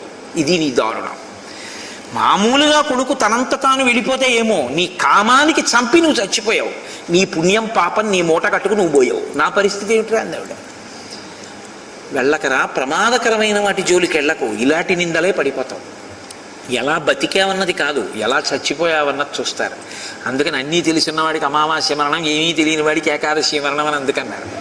కాబట్టి నీకు ఎన్ని తెలుసు కాదు, నువ్వెంత అనుష్ఠిస్తావు, ఎంత జాగ్రత్తగా బతుకుతావు. అనాయాసైన మరణం వినా దైన్యేన జీవితం, ఇవి చాలా ప్రధానం. ఇవన్నీ ఎక్కడ ఇంతమంది చూస్తుండగా ఇంతటి మహానుభావుడని అందరూ చెప్పుకున్నటువంటి రాక్షసుల ముందు పట్టమహిషి ఇస్తున్న కితాబ్ రావణాసురుడికి అని ఈ మాటలు చెప్పి, మారీచ కుంభకర్ణాభ్యాం వాక్యం మమ పితుస్తథా నశ్రుతం వీర్యమత్తేన తస్యేదం ఫలమీదృశం. మారీచుడు చెప్పాడు, కుంభకర్ణుడు చెప్పాడు, మా నాన్నగారు చెప్పారు, నేను చెప్పాను, నీ తమ్ముడు చెప్పాడు. చిట్ట చివరికి ఏమైంది? నీలజీమూత సంకాశ పీతాంబరా శుభాంగద స్వగాత్రాన్ని వినిక్షిప్య కింశేషే రుధిరాప్లుత. ఎవరి మాట వినందుకు వచ్చినటువంటి ఫలితం ఏమిటంటే, అంగుళం శరీరం కనపడకుండా బంగారు ఆభరణాలు పెట్టుకున్నటువంటి నువ్వు ఒక్కసారి కౌగిలించుకుందామంటే అవకాశం లేని రీతిలో ఒంటి నిండా బాణాలతో చచ్చిపోయావు. నెత్తుటి మడుగులో పడిపోయావు. పక్షుల గుంపులు తిరుగుతున్నాయి పైన. కాబట్టి చూశావా రావణ అంది. పాపం ఆయన యొక్క వైభవాన్ని తలుచుకుని ఆవిడ ఏడ్చింది. రామచంద్రమూర్తి అన్నారు, ఆవిడ ఏడుస్తూ బాధపడుతూ అలా మాట్లాడుతుంటే అలా ఉంచడం ధర్మం కాదు. కాబట్టి జరగవలసిన పెద్ద ధర్మం చూడాలి. కాబట్టి విభీషణ వీళ్ళని లోపలికి తీసుకెళ్ళి రావణాసురుని యొక్క అంత్యేష్టి సంస్కారమునకు ఏర్పాటు చెయ్యి అంటే, విభీషణుడు అన్నాడు, నీ చెయ్యనన్నాడు. నేను ఇది మీతో అన్నది, నీ చెయ్యను రావణుడికి అంత్యక్రియలు. ఇన్ని తెలుసున్న ధర్మాత్ముడైనటువంటి విభీషణుడు రావణాసురుడికి అంత్యక్రియలు చెయ్యలేదు. యుద్ధభూమిలో శరీరాన్ని వదిలేస్తే పక్షులు మృగాలు తినేసి అని లోకం రేపు అంటుంది. నన్ను నాకు తెలుసు, నేను ధర్మం తప్పిపోయానంటుంది. కానీ వెంటనే ఏమంటుందంటే, ఎందుకు చెయ్యలేదు విభీషణుడు అని అడుగుతుంది. ఎంత దౌర్భాగ్యపు బతుకు బతికేడు వాడు. అటువంటి వాడి శరీరానికి ఎలా చేస్తాడు అంత్యేష్టి విభీషణుడు? అసహ్యం వేసింది వదిలేశాడంటారు. కాబట్టి రామ నీ చేయను. అప్పుడు మళ్ళీ రాముడు ఏమన్నాడో తెలుసా అండి, మరణాంతాని వైరాని. ఇది ఎందుకు తెలుసుకోవాలి నువ్వు పాత కథ? మరణంతో ఆ వైరం పోయింది. నువ్వు చేస్తావా, నీకు ఎంతో నాకు అంతే కాబట్టి నీ చెయ్యాలా అని అడిగాడు. అప్పుడు విభీషణుడు అన్నాడు, నేనే చేస్తానన్నాడు. అప్పుడు రావణాసురుడి శరీరానికి అంత్యక్రియలు జరిగాయి. ఇది రామచంద్రమూర్తి యొక్క ధార్మిక నిష్ఠ అంటే. మహానుభావుడు అంతటి ధర్మం ఉన్నవాడు. కాబట్టి ఇప్పుడు అంత్యేష్టి సంస్కారం అయిపోయింది. ఆ రాక్షసులందరూ వచ్చారు. వానర యోధులు కలిసి రామచంద్రమూర్తి దగ్గర నమస్కారం చేస్తూ నిలబడ్డారు. లక్ష్మణమూర్తిని పిలిచి, తతస్యేకం ఘటం గృహ్య సంస్థాప్య పరమాసనే ఘటేన తేన సౌమిత్రి అభ్యషించద్ విభీషణం లంకాయాం రక్షసాం మధ్యే రాజానం రామశాసనాత్ విధినా మంత్రదృష్టేన సుహృద్గణ సమావృతం అభ్యషించత్ సధర్మాత్మ శుద్ధాత్మానం విభీషణం. శుద్ధాత్ముడైనటువంటి విభీషణుణ్ణి రాముని యొక్క అనుజ్ఞ మేరకి లక్ష్మణస్వామి సముద్రంలో ఉండేటటువంటి జలాల్ని ఒక ఘటంతో తీసుకొచ్చి అభిషేకం చేసి విభీషణుణ్ణి రాజ్యమునందు ప్రతిష్ఠించారు. లంకకి రాజు విభీషణుడు అయ్యాడు. రావణ పాలిత అయిన లంక విభీషణ పాలిత అయినటువంటి లంకగా మారిపోయింది. ఇప్పుడు రామచంద్రమూర్తి హనుమని పిలిచి ఒక మాట చెప్పారు. ప్రతిగృహ్యచ సందేశం ఉపావర్తితుమర్హసి. ఇప్పుడు రావణుడు నిహతుడయ్యాడని, నేను బయట ఎదురు చూస్తున్నానని ఈ విజయ వార్తల్ని సీతమ్మకి అందించి నా సందేశాన్ని చెప్పి సీతమ్మ ఏమంటుందో కనుక్కురా అన్నాడు. అంటే హనుమ బయలుదేరి అశోకవనంలోకి రివ్వున వెళ్ళారు. ఒక నమస్కారం చేశారు. ఆ తల్లి ధ్యానపరాయణ అయి కూర్చునుంది. అక్కడికి వెళ్ళినటువంటి హనుమ ఎంతో సంతోషంగా చెప్పారమ్మా, ఇప్పుడు నువ్వు ఇంత భయంగా ఉండవలసినటువంటి పరిస్థితి కాదు. ఎందుచేత అంటే సంభ్రమశ్చన గంతవ్యో వర్తంత్యా రావణాలయే విభీషణ విధేయం హి లంకైశ్వర్యమిదం కృతం. ఇప్పుడు ఈ లంక రావణపాలిత అయిన లంక కాదు, విభీషణుడు పరిపాలిస్తున్న లంక. విభీషణుడు రామచంద్రమూర్తి యొక్క మిత్రుడు. కాబట్టి తల్లి నువ్వు సంతోషంగా ఉండొచ్చమ్మా. రావణుడు నిహతుడైపోయాడు, రామచంద్రమూర్తి విజయాన్ని సాధించారు. తల్లి రాముడు ఎదురు చూస్తున్నాడు అంటే వెంటనే సీతమ్మంది. శ్రీరామాయణంలో రాముని చేత సీతమ్మ చేత కూడా ఇదే కితాబు పొందిన ఏకైక యోధుడు హనుమ. ఆవిడంది ప్రియం ఏతదుపశ్రుత్య భర్తుర్విజయ సంశ్రితం ప్రహర్షవశమాపన్న నిర్వాక్యాస్మి క్షణాంతరం నహి పశ్యామి సదృశం చింతయంతి ప్లవంగమ మత్ప్రియాఖ్యానకస్యేహ తవ ప్రత్యభినందనం నచ పశ్యామి తత్ సౌమ్య పృథివ్యామపి వానర సదృశం మత్ప్రియాఖ్యాని తవ దాతుం భవేత్ సమం హిరణ్యం వా సువర్ణం వా రత్నాని వివిధాని చ రాజ్యం వా స్త్రిషు లోకేషు నైతదర్హతి భాషితుం. ఇవాళ నువ్వు చెప్పినటువంటి ఈ శుభవార్తకి నీకు నేను ఇవ్వగలిగినటువంటి కానుక అన్నది నాకేదీ కనపట్టలేదు. సుందరకాండ చివర రాముడు ఏ మాట అన్నారో అదే మాట సీతమ్మ అంది. ఇంతకన్నా గొప్ప శుభవార్త నా జీవితంలో ఇంకొకటి ఉంటుందని కూడా నేను అనుకోవట్లేదు. బంగారము కాని, రత్నములు కాని, 3 లోకములో రాజ్యము కాని నీకు ఇచ్చినా నువ్వు చెప్పినటువంటి శుభవార్తకి తుల్యమైనటువంటి కానుక ఇవ్వడం నాకు చేతనైనటువంటి విషయం కాదు. అంత గొప్ప సంతోషకరమైన వార్త చెప్పావు హనుమ అని సీతమ్మ తల్లి ఎంతో సంతోషించింది. అటువంటి సమయంలో స్వామి హనుమన్నారు, అమ్మా ఆనాడు నేను శింశుపావృక్షం మీద కూర్చుని నీ దర్శనానికి వచ్చిన రోజుల్లో చూశాను. నీ చుట్టూ ఉన్న ఈ రాక్షస కాంతలందరూ నిన్ను పరిపరి విధముల వేధిస్తుండగా, మాటలతో హింసిస్తుండగా విన్నాను. తల్లి నువ్వు నన్ను అనుగ్రహించావా, అనుమతించావా? నా వాడి గోళ్లతో వీళ్ళ హృదయములను చీల్చేసి వీళ్ళ పొట్టలు పగలగొట్టి నా మోకాళ్లతో కుమ్మి ఈ రాక్షస స్త్రీలందరినీ సంహరిస్తానమ్మా అన్నారు. సీతమ్మ తల్లంది, అయం వ్యాఘ్ర సమీపేతు పురాణో ధర్మ సంస్థిత రుక్షేణ గీత శ్లోకో మే తం నిబోధ ప్లవంగమ నపర పాప మాదత్తే పరేషాం పాపకర్మణాం సమయో రక్షితవ్యస్తు సంతశ్చారిత్ర భూషణా. నాయన నేను నీతో ఒక మాట చెప్తాను, జాగ్రత్తగా విను. ప్రభువు ఏం చెప్పాడో అది చెయ్యడం సేవకుల యొక్క కర్తవ్యం. రావణాసురుడు వాళ్ళ ప్రభువు, రావణుడు ఏం చెప్పాడో వాళ్ళది చేశారు. ఇప్పుడు విభీషణుడు ప్రభువు, విభీషణుడు ఏం చెప్తాడో అది చేస్తారు. వాళ్ళ కర్తవ్యం వాళ్ళు చేశారా లేదా అంతవరకు. వాళ్ళ కర్తవ్యం వాళ్ళు చేశారు. నీ ప్రభువు చెప్పిన కర్తవ్యం నువ్వు చేశావు. ఇప్పుడు దాన్ని కోపంగా పెట్టుకుని వాళ్ళని సంహరించవలసిన అవసరం ఏమిటి? నాకు ఈ సమయంలో ఒక శ్లోకం, ఒక సందర్భం జ్ఞాపకం వస్తోంది హనుమ అని ఆ తల్లి ఈ విషయాన్ని చెప్తోంది.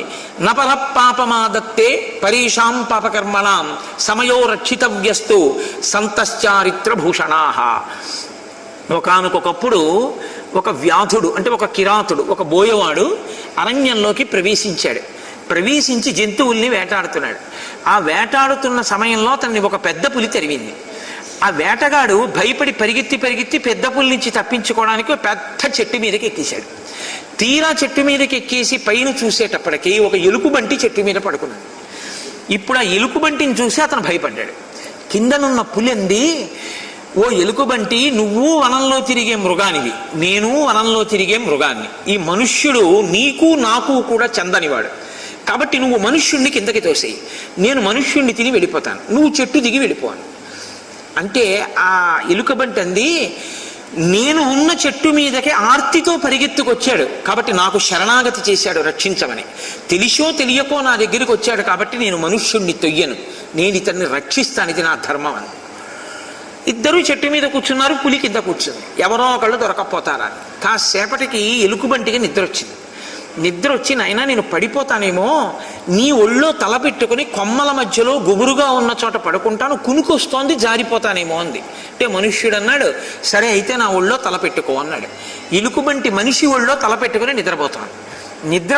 నిద్రపోయిన తర్వాత పెద్ద పులంది, ఆ ఎలుకబంటి వనమృగం, అది నిద్రలేస్తే ఆకలేస్తుంది, ఆకలేసాక నిన్ను తినేస్తుంది.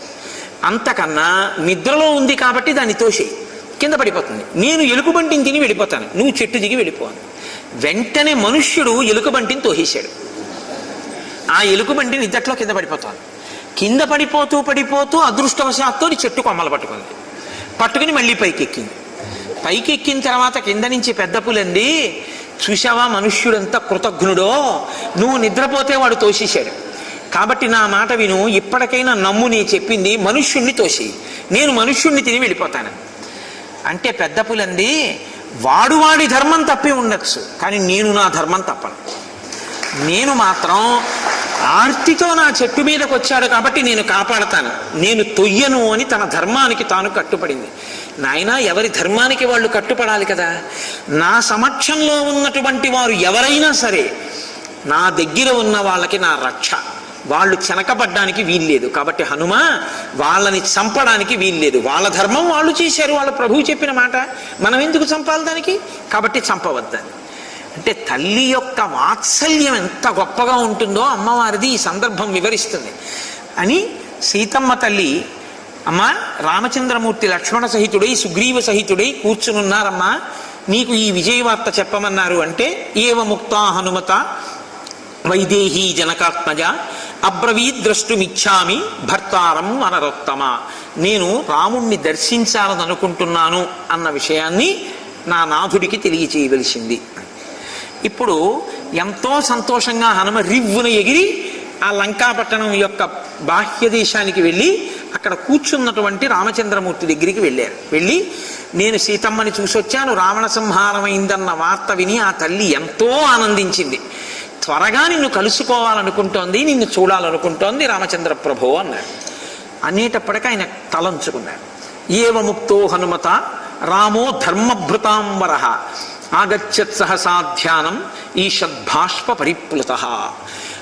ఏదో ఆలోచిస్తూ ధ్యానం చేస్తున్న వాళ్ళ తల వంచుకున్నటువంటి రాముడి యొక్క కళ్ళల్లోంచి నీళ్లు కారి కింద పడ్డాయి. ఎందుకు అన్నది మళ్ళీ తొందరపడి మనం తీర్పులు చెప్పేస్తామేమో రేపొద్దున్న ఈ సందర్భంలో అని చెప్పి మహర్షి ముందే ఓ మాట వేస్తున్నారు. రామో ధర్మభృతాంబర, ధార్మికుడైనటువంటి రామచంద్రమూర్తి యొక్క కన్నుల వెంట నీరు కారింది. దీర్ఘం ఉష్ణం వినిశ్వస్య మీదినీం అవలోకయన్ ఉవాచ మేఘసంకాశం విభీషణం ఉపస్థితం. ఆయన ఆ నేల వంకే చూస్తూ మేఘం ఉరిమినట్టుగా చాలా దీర్ఘమైనటువంటి నిట్టూర్పు ఒకటి విడిచిపెట్టి ఒక మాట అన్నారు. ఎవరితో? హనుమతో కాదు, విభీషణుడితో. దివ్యాంగరాగాం వైదీహీం దివ్యాభరణ భూషితాం ఇహ సీతాం శిరస్నాతం ఉపస్థాపయమాచిరం. శిరస్నానం చేసి పట్టుబట్టలు కట్టుకొని సమస్త భూషణములను అలంకరించి అంగరాగాదులను పైన పూసుకున్నటువంటి సీతమ్మ తల్లిని నా దగ్గరకి ప్రవేశపెట్టండి అన్నారు. వెంటనే విభీషణుడు ఒక పల్లకీని సిద్ధం చేసి అశోకవనంలో శిశుపావృక్షం దగ్గరికి తీసుకెళ్ళాడు. తీసుకువెళ్ళి, అమ్మ నిన్ను రామచంద్రమూర్తి స్నానం చేసి ఆభరణములను ధరించి ఉత్తమమైన వస్త్రాన్ని ధరించి అంగరాగములను అనులేపనం చేసుకుని తన సన్నిధికి రమ్మన్నారు. అంటే ఆ తల్లింది, ఎంతో కాలంగా ఎదురు చూస్తున్నాను భర్త కోసం, ఇంత అలంకారం చేసుకుని రావాలా భర్తని చూడ్డానికి, నేను ఇప్పుడే ఇలాగే వస్తాను. అంటే ఆయన అన్నాడమ్మా రాజాజ్ఞ, రాముడు అలా రమ్మన్నాడు, అలా రమ్మండం ఏమిటి అని అడగగలిగిన ధైర్యం మాకు లేదు, కాబట్టి నువ్వు అలా వస్తే బాగుంటుంది. కాబట్టి ఇప్పుడు ఆ తల్లి అలా బయలుదేరి వచ్చింది. మీరు సరే, నేను తర్వాత వివరణ చేస్తాను, ఎప్పటికప్పుడు చెప్పడం కష్టం ఈ ఘట్టాన్ని, కాబట్టి నేను తర్వాత వివరణ చేస్తాను. ఇప్పుడు ఆ తల్లిని అలా అలంకారాన్ని చేసుకున్న తరువాత పల్లకీలో కూర్చున్న సీతమ్మని రామచంద్రమూర్తి యొక్క సమక్షానికి తీసుకొచ్చారు. ఇప్పటి వరకు అక్కడ ఉన్నటువంటి వానరులు కానీ రాక్షసులు కానీ చూడలేదు సీతమ్మని. ఎందుకంటే రాక్షసీ స్త్రీలు తప్ప రాక్షసులన్న వాళ్ళని చూడనివ్వలేదు రావణుడు. ఆయన కామ వ్యామోహం అటువంటిది. మండోదరి యుద్ధభూమిలో రావణుడు పడిపోతే లోపలికి వెడుతూ మొదటే ఓ మాట అంది, నేను నీవు మరణించావన్న వార్త విని రాచకాంతలు వేసుకోవలసిన వల్లెవాటు వేసుకోకుండా వచ్చినందుకు అందరూ నన్ను చూసినందుకు కోపగించకు రావణా అంది. అంటే ఆయన తన భార్య అయితే అలా మాట్లాడతాడు, ఇతర స్త్రీలను ఎత్తుకొచ్చేటప్పుడు ఈ ధర్మం ఉండదు. మండోదరి మాట్లాడడంలో రావణుని యొక్క శీలాన్ని ఆవిష్కరిస్తారు మహర్షి. కాబట్టి ఇప్పుడు ఆవిడ పల్లకి దిగి కిందకి అడుగు పెట్టింది. ఒక్కసారి ఆవిడ్ని చూడాలని ఈ వానరులు అందరూ కోలాహలంతో పెద్ద ధ్వని చేస్తూ ఒకరి మీద ఒకరు ఎగిరి చూస్తున్నారు. అక్కడ ఉన్నటువంటి విభీషణ కింకరులు కదండి రాక్షసులు. ఇప్పుడు వాళ్ళు వేత్రహస్తులై అంటే బెత్తాలు పట్టుకుని ఆ బెత్తాలతో ఈ వానరులందరినీ కొడుతున్నారు. దూరంగా తొలగండి, సీతమ్మ వస్తోంది, ఏమిటా మీద పడ్డామని. రాముడికి ఎక్కడలేని కోపం వచ్చింది. ఈ సీతమ్మ కోసం యుద్ధం చేసి ప్రాణాలు వదిలిపెట్టారు, ఈ సీతమ్మను చూస్తానని ఎగిరిగిరి చూస్తే మాత్రం ఆయన బెత్తాలు పెట్టి కొడుతున్నారు, ఇదే మర్యాద అని ఆయన ఎక్కడలేని కోపాన్ని పొందిన వాడయ్యి ఆయన అన్నాడు, వ్యసనేషు న కృచ్ఛ్రేషు న యుద్ధేషు స్వయంవరే న క్రతౌ న వివాహేచ దర్శనం దుష్యతి స్త్రియాః. రాచకాంత వ్యసనేషు ఏదైనా చాలా గొప్ప రాచకార్యం ఏర్పడితే, కృచ్ఛ్రేషు అంటే క్షోభ ఏదైనా ఏర్పడితే, లేకపోతే యుద్ధేషు యుద్ధం వస్తే, స్వయంవరంలో, నా క్రతువు ఏదైనా పెద్ద ఉత్సవం జరుగుతున్నప్పుడు, యజ్ఞయాగాది క్రతువులు జరుగుతున్నప్పుడు, వివాహేచ వివాహం జరుగుతున్నప్పుడు, దర్శనం దుష్యతి స్త్రియాః. స్త్రీ భర్త పక్కన ఉండగా వచ్చి నిలబడినా కూర్చున్నా అందరూ చూసినా అది రాచరికపు మర్యాదలకి తక్కువేం కాదు. కాబట్టి సీతమ్మని ఇలాగే వచ్చి నా పక్కన నిలబడమనండి అన్నాడు. ఇప్పుడు సీతమ్మ వచ్చి పక్కన నిలబడింది. రాముడు చూశాడు. ఆ తల్లి సీతమ్మ కూడా రామచంద్రమూర్తి వంక ఒక్కసారి చూసింది. చూసి రురోదాసాధ్య భర్తారం ఆర్యపుత్రేతి భాషిణి. రాముడు తలెత్తలేదు, సీతమ్మతో మాట్లాడి సీత రా అని అనలేదు. ఆవిడ అడుగు తీసి అడుగు వేసుకుంటూ రామచంద్రమూర్తి దగ్గరికి వెళ్ళి నిలబడింది. ఆయన ఏమీ మాట్లాడలేదు, ఇలా తలెత్తి కూడా ఇలా కన్నెత్తి ఆవిడ వంక చూడలేదు. హడిలిపోయారు సుగ్రీవాదులు హనుమతో సహా. ఇప్పటి వరకు ఒకలా ఉన్నాడు, తీరా సీతమ్మ వచ్చాక ఒకలా ఉన్నాడు. ఏమిటి దీని తాత్పర్యం? రామునికి సీతమ్మ మీద ప్రీతి తరిగిపోలేదు కదా అనుకున్నాడు. ఇప్పుడు ఆ తల్లి ఎవరో ఒకరు మాట్లాడాలి కదండి. కాబట్టి బేలతనమే. కాబట్టి ఆ తల్లి అంది, రురోదాసాధ్య భర్తారం ఆర్యపుత్రేతి భాషిణి విస్మయాచ్చ ప్రహర్షాచ్చ స్నేహాచ్చ పతిదేవత ఉదైక్షత ముఖం భర్తు సౌమ్యం సౌమ్యతరానన. ఏమి వర్ణిస్తారో మహర్షి నిజంగా. చూపులు ఆ మనస్సుని. రురోదాసాధ్య భర్తారం, ఇంతకాలానికి ఆ భర్తని చూసేటప్పటికి తను పడిన కష్టాలన్నీ గుర్తొచ్చి వలవల ఏడ్చేస్తూ నోట మాట రాక ఆర్యపుత్ర అని మాత్రమే అందావిడ. అని విస్మయాచ్చ, అబ్బా నా కోసం ఇంత కష్టపడి గెలిచారా అని అలా రాముణ్ణి చూసి విస్మయంతో, ప్రహర్షాచ్చ ఎంతో సంతోషంతో, స్నేహాచ్చ తన భర్త అన్న సంతోషంతో, పతిదేవత నేను అనుగమించవలసినటువంటి ఈశ్వర స్వరూపం ఇది అనేటటువంటి భక్తితో ఆయన వంక చూసి సౌమ్యం సౌమ్యతరానన. ఆవిడ ముఖంలో మాత్రం ఏ విధమైనటువంటి మార్పు లేదు. పరమ సౌమ్యంతో ఆమె వదనము నిర్మలమైనటువంటి చంద్రుని కాంతి ఎలా ఉంటుందో అటువంటి కాంతితో ఆ తల్లి అక్కడ నిలబడింది. రాముడు మాత్రం ఇలా కన్నెత్తి చూడలేదు. చూడకుండా సీతమ్మతో అంటున్నాడు, ఏషాసి నిర్జితా భద్రే శత్రుం జిత్వా మయారణే పౌరుషాజ్య ధనుశ్రేష్టం ధనుష్టేయం తదేత దుపపాదితం. నేను శత్రువుని జయించాను, రాక్షసుని యొక్క చెర నుంచి నిన్ను విడుదల చేశాను. ఒక పరాక్రమశాలి పురుషార్థి అయినటువంటి వాడు తనకి అవమానం జరిగితే ఏవి చెయ్యాలో అవన్నీ చేశాను, చేసి నిన్ను విడిపించాను. గతోస్మ్యంతం అమర్షస్య దర్శన సంప్రమార్జిత అవమానశ్చ శత్రుశ్చ మయా ఉగత దుద్ధృతౌ. ఇప్పటి వరకు నేను ఎంత క్రోధాన్ని పొంది ఉన్నానో రావణుడి మీద, ఆ క్రోధం నాకు ఇక్కడితో పోయింది. రామచంద్రమూర్తి భార్యని సీతమ్మని అపహరించాడు, రాముడు ఇంకా రక్షించలేదన్న కళంకం నాకు తొలగిపోయింది. నాకు కలిగిన అవమానం నశించిపోయింది. వీటన్నిటితో పాటు నా శత్రువు కూడా నశించిపోయాడు. అన్నీ ఏకకాలంలో సాధించాను. అద్యమే పౌరుషం దృష్టం అద్యమే సఫల శ్రమ అద్య తీర్ణ ప్రతిజ్ఞత్వాత్ ప్రభవామీహ చాత్మనః. నా పౌరుషం ఫలించింది, నా శ్రమ ఫలించింది, నేను చేసినటువంటి ప్రతిజ్ఞ నిలబెట్టుకోగలిగాను. యాత్వం విరహిత నీత చలచిత్తేన రక్షస దైవ సంపాదితో దోషో మానుషేన మయాజిత. చపలచిత్తుడైనటువంటి ఒక రాక్షసుడు కాముకుడై నిన్ను అపహరించి తీసుకెడితే, నీవు ఆయన చేత అపహరింపబడడం దైవము చేత నిర్ణయింపబడిన కార్యమైతే, నేను కేవలం మనుష్యుడనై నేను నా పౌరుషంతో దాన్ని దిద్దే ప్రయత్నం చేసి విజయం సాధించగలిగాను. సంప్రాప్తం అవమానం యః తేజసాన ప్రమార్జతి కస్తస్య పురుషార్థోస్తి పురుషస్యాల్ప తేజసః. మనుష్యుడు తన మీద వచ్చినటువంటి నింద పోగొట్టుకుని తన పరాక్రమంతో తనకి కలిగినటువంటి ఇబ్బందిని తొలగించుకోనటువంటి వాడు తేజస్సు ఉన్నా కూడా అటువంటి వాణ్ణి అల్పతేజసుడు, అల్పమైన తేజస్సు ఉన్నవాడు అని లోకం నింద చేస్తుంది. కాబట్టి నేనింత శ్రమపడ్డాను. ఆ వాయుసుతుడైనటువంటి హనుమ 100 యోజనముల సముద్రాన్ని గడచి లంకాపట్టణానికి రావడం అనేటటువంటి క్లిష్టమైన కార్యము యొక్క ప్రయోజనం ఇవాళ పూర్తయింది. ఈ వానరులందరూ కష్టపడి ఈ లంకారాజ్యం మీద వీరోచితంగా నాకు యుద్ధం చేయడంలో సహకరించారు. అది ధన్యత పొందింది. ఈ విభీషణుడు అధర్మాత్ముడు అని రావణుణ్ణి విడిచిపెట్టి ధర్మాత్ముడని నన్ను ఆశ్రయించాడు. ఆయనకి రాక్షసరాజ్యం ఇచ్చాను, కృతార్థుణ్ణయ్యాను.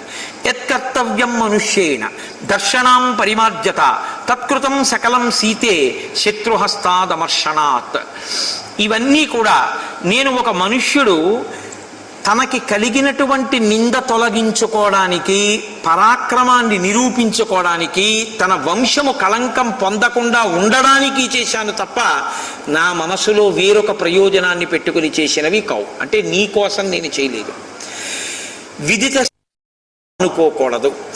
ప్రాప్త చారిత్ర సందేహ మమ ప్రతిముఖే స్థిత దీపో నేత్రాతురస్యేవ ప్రతికూలాసి మే దృఢం.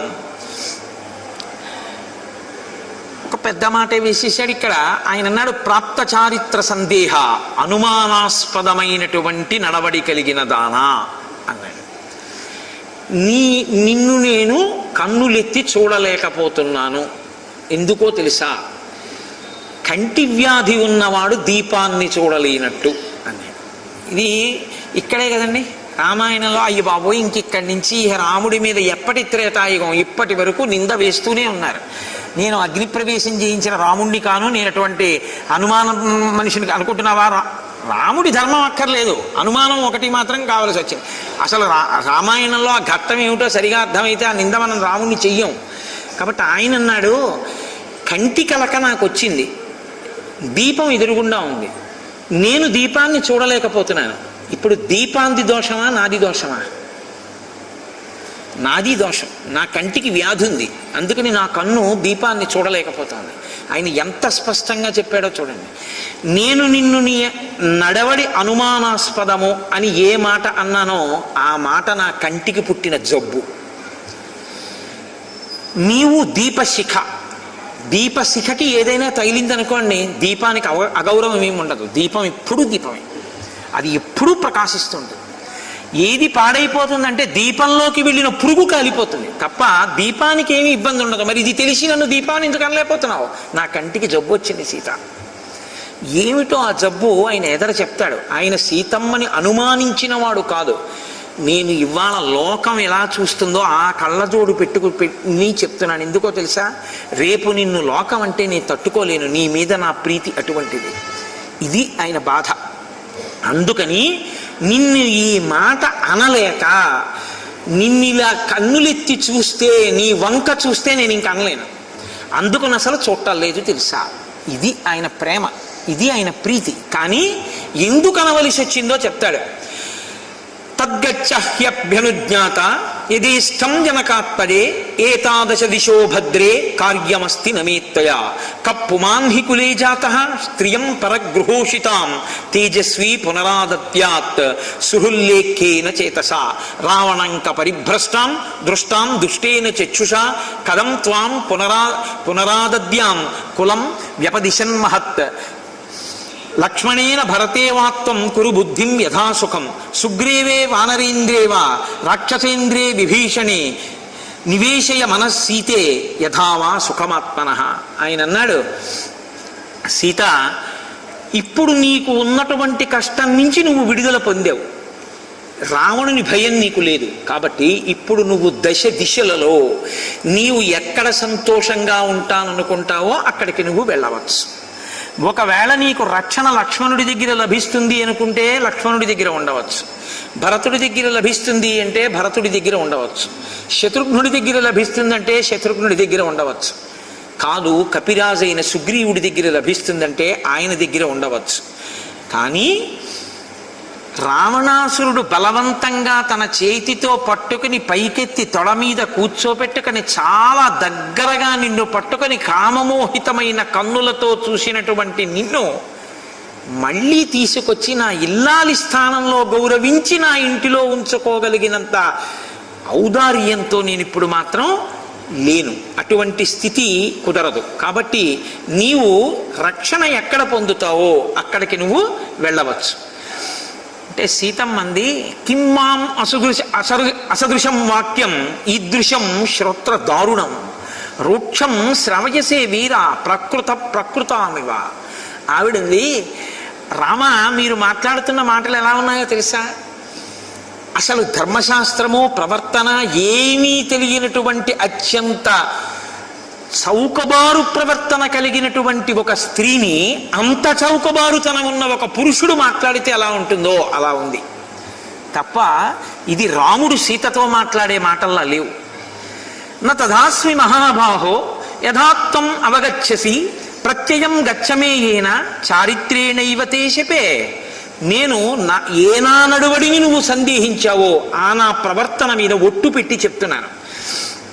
ఇలా స్త్రీ జాతిని శంకించడం అనేటటువంటిది తగదు. నా పాతివ్రత్యము మీద ఆన, నువ్వు నన్ను విశ్వసించు. పృథక్ స్త్రీణాం ప్రచారేణ జాతిం తాం పరిశంకసే పరిత్యజేమాం శంకాంతో యది తేహం పరీక్షిత. మనుష్యుల యందు ఎప్పుడూ కూడా, ప్రతివారి యందు కూడా ఎక్కడో అక్కడ అల్పమైనటువంటి బుద్ధి కలిగిన వాళ్ళు ఉంటారు. అది ఆడవారి యందు కావచ్చు, మగవారి యందు కావచ్చు. అంత మాత్రం చేత అందరినీ ఆ గాట కట్టి మాట్లాడడం తప్పు. ఎక్కడో ఎవరో అటువంటి వారిని నువ్వు చూసి ఉండొచ్చు. అంత మాత్రం చేత నన్ను కూడా అలా మాట్లాడడం చాలా తప్పు రామ. యదహం గాత్ర సంస్పర్శం గతాస్మి వివశా ప్రభో కామకారో నమే తత్ర దైవం తత్రాపరాధ్యతి. రావణుడు నన్ను పట్టుకున్నాడు, తొడ మీద కూర్చోపెట్టుకున్నాడు అంటున్నావు. రావణుడు నన్ను పట్టుకున్నప్పుడు, తన తొడ మీద కూర్చోపెట్టుకున్నప్పుడు నన్ను నేను రక్షించుకోగలిగిన స్థితి నాది కాదు. నేను పతివ్రతని, నువ్వు నన్ను రక్షించాలి. నా ధర్మం నీ చేత రక్షింపబడడం. నన్ను నేను రక్షించుకోగలిగినంత బలం నాకు లేదు నా శరీరానికి. అవతల శరీరం యొక్క బలం ఎక్కువ. అవతలవాడు తన శరీరంతో బలంతో నన్ను పట్టుకుని తన తొడ మీద కూర్చోబెట్టుకున్నాడు. అప్పుడు నా మనసు మారి ఉంటే నాది తప్పు. మదధీనంతు ఎత్తన్మే హృదయం తయివర్తతే పరాధీనేషు గాత్రేషు కింకరిష్యామ్యనీశ్వర. నా శరీరమును వాడు పట్టుకున్నాడు, నా మనసు నిన్ను పట్టుకుంది. ఏది దోషం చెప్పి ఇప్పుడు? నా దోషం ఉందా? నా మనసు నిన్ను పట్టుకుంది అని నువ్వు నమ్మడానికి నేనేం చేయవలసి ఉంటుంది? శరీరం రావణుడు పట్టుకుంటే నా తప్పేమిటి? అంటే సందర్భం వచ్చింది కాబట్టి నేను మీతో ఒక విషయం ప్రస్తావన చేస్తా. సనాతన ధర్మంలో చాలా పెద్ద మాట ఒకటి ఉంది తెలుసా అండి?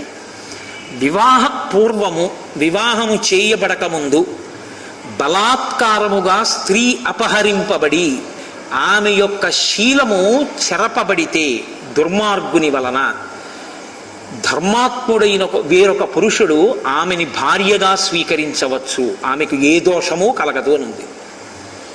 అంత ఉదారంగా మాట్లాడే శాస్త్రాలు. ఆమె మనసు ప్రధానం అని చెప్పి ఆ వాడు పశుబలంతో నన్ను తొడ మీద కూర్చోబెట్టుకున్నాడు. నా మనసు నిన్ను ఆశ్రయించింది. హా రామ హా లక్ష్మణ అన్నాను. నా దోషం ఏముంది? కాబట్టి సహ సమృద్ధ భావేన సంసర్గేణ చ మానద ఇది తేహం న విజ్ఞాత హతా తేనాస్మి శాశ్వతం. ఆవిడ ఎంత గొప్పగా పిలిచిందండి భర్తని. దుర్మతే అని మండోదరి పిలిస్తే మానద అని ఆవిడ పిలిచింది సీతమ్మ భర్తని. మానద అంటే నీ భార్య యొక్క ప్రవర్తనని, నీ భార్య యొక్క మానమంటే గౌరవమును కాపాడవలసిన వాడా, 10 మంది మధ్యలో ఇంతకాలం కలిసిమెలిసి తిరిగిన వాళ్ళమే, కొన్ని నెలలు ఆపద వచ్చి నేను ఇక్కడ ఉన్నానే, అంత మాత్రానికి ఇంత శంకించి నువ్వు ఇన్ని వేల మంది ముందు మాట్లాడేవే, ఇప్పుడు నేను ఉన్నట్ట నశించిపోయినట్టా అని అడిగింది ఆవిడ. ప్రీషితస్తే యదా వీరో హనుమాన్ అవలోకక లంకస్థాహం తయా వీరా కిం తదాన విసర్జిత ప్రత్యక్షం వానరేంద్రస్య తద్వాక్య సమనంతరం తయా సంత్యక్తయా వీరా త్యక్తం స్యాజ్జీవితం మయా. హనుమని నువ్వు పంపించావు. హనుమ వచ్చి శిశుపా వృక్షం మీద కూర్చుని చూశారు. నేను ఎటువంటి ప్రవర్తనతో ఉన్నారో ఆయన చూశారు. చూసి నాకు నీ ఉంగరం ఇచ్చారు, నా కేశభూషణాన్ని పుచ్చుకున్నాడు, నీ దగ్గరికి వచ్చాడు, నీకు నా ఆభరణాలు ఇచ్చాడు. నువ్వు చాలా సంతోషించావు. సీతమ్మని వదిలి నేను ఉండలేనని సేతువు కట్టొచ్చావు, వచ్చి యుద్ధం చేశావు. ఇప్పుడేమంటున్నావు? నీ చారిత్రము అనుమానాస్పదం అంటున్నావు. ఈ మాట నువ్వు ఎప్పుడు అనాలి? హనుమతో కబురు చేసినప్పుడే నీ చారిత్రము అనుమానాస్పదము, నా కళంకం తొలగించుకోవడానికి రావణుణ్ణి చంపుతానేమో కానీ నిన్ను స్వీకరించాలని ఉంటే నేను నా శరీరం వదిలిపెట్టి ఉండేదాన్ని. అప్పుడు ఎందుకు చేయలేదు ఈ మాట? ఇప్పుడు ఎందుకు వచ్చింది ఈ మాట? అప్పుడు ఎందుకు అనలేదు? అప్పుడు లేని బుద్ధి ఇప్పుడు ఎందుకు పుట్టింది నీలో? ఆవిడేం ఊరుకోలేదండి. మీరు నేను అడగక్కర్లేదు, నిలదీసేసింది 1కి 10. న ప్రమాణీకృత పాణి బాల్యే బాలేన పీడిత మమ భక్తిశ్చ శీలంచ సర్వంతే పృష్ఠతకృతం. ఎప్పుడో చిన్నప్పుడు వివాహమైంది మన ఇద్దరికి, అప్పుడు చేసావు పాణిగ్రహం. ఆ తర్వాత ఎన్ని సంవత్సరాలు మన ఇద్దరం కలిసి ఉన్నాం. నేను ఎటువంటి దానో నీకు తెలీదా? నీ కంటితో చూడని దానికి, నా చేతిలో లేని దానికి నేను కొన్ని నెలల పాటు పరగృహంలో ఉండిపోవలసి వస్తే నా చారిత్రమును, నా మంచితనాన్ని పక్కకి తోసేసి నీ కంటితో చూడని దానికి నింద చేసి నన్ను నువ్వు దూరం చేసి మాట్లాడతావా? ఏవం బ్రువాణారుదతి భాష్ప గద్గద భాషిణి అబ్రవీ లక్ష్మణం సీతా దీనం ధ్యానపరం స్థితం చితామ్మే కురు సౌమిత్రే వ్యసనస్యాస్య భేషజం మిథ్యోపఘాతోపహత నాహం జీవితముత్సహే. ఆవిడ వెంటనే లక్ష్మణుడి వంక తిరిగింది. లక్ష్మణ చితి పేర్చు. లేనటువంటి అపవాదు నా మీద మీ అన్న వేసినప్పుడు ఇక నేను ఈ శరీరంతో ఉండదలుచుకోలేదు, అగ్నిహోత్రంలో ప్రవేశిస్తాను, చితి పేర్చండి. హడిలిపోయి లక్ష్మణస్వామి రాముడి వంక చూశాడు.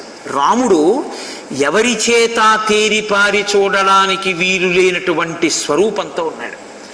ఆయన ఆమె ఏం చెప్పిందో అది నువ్వు చెయ్యొచ్చు అన్నట్లు చూశాడు. వెంటనే లక్ష్మణస్వామి చితి పేర్చారు.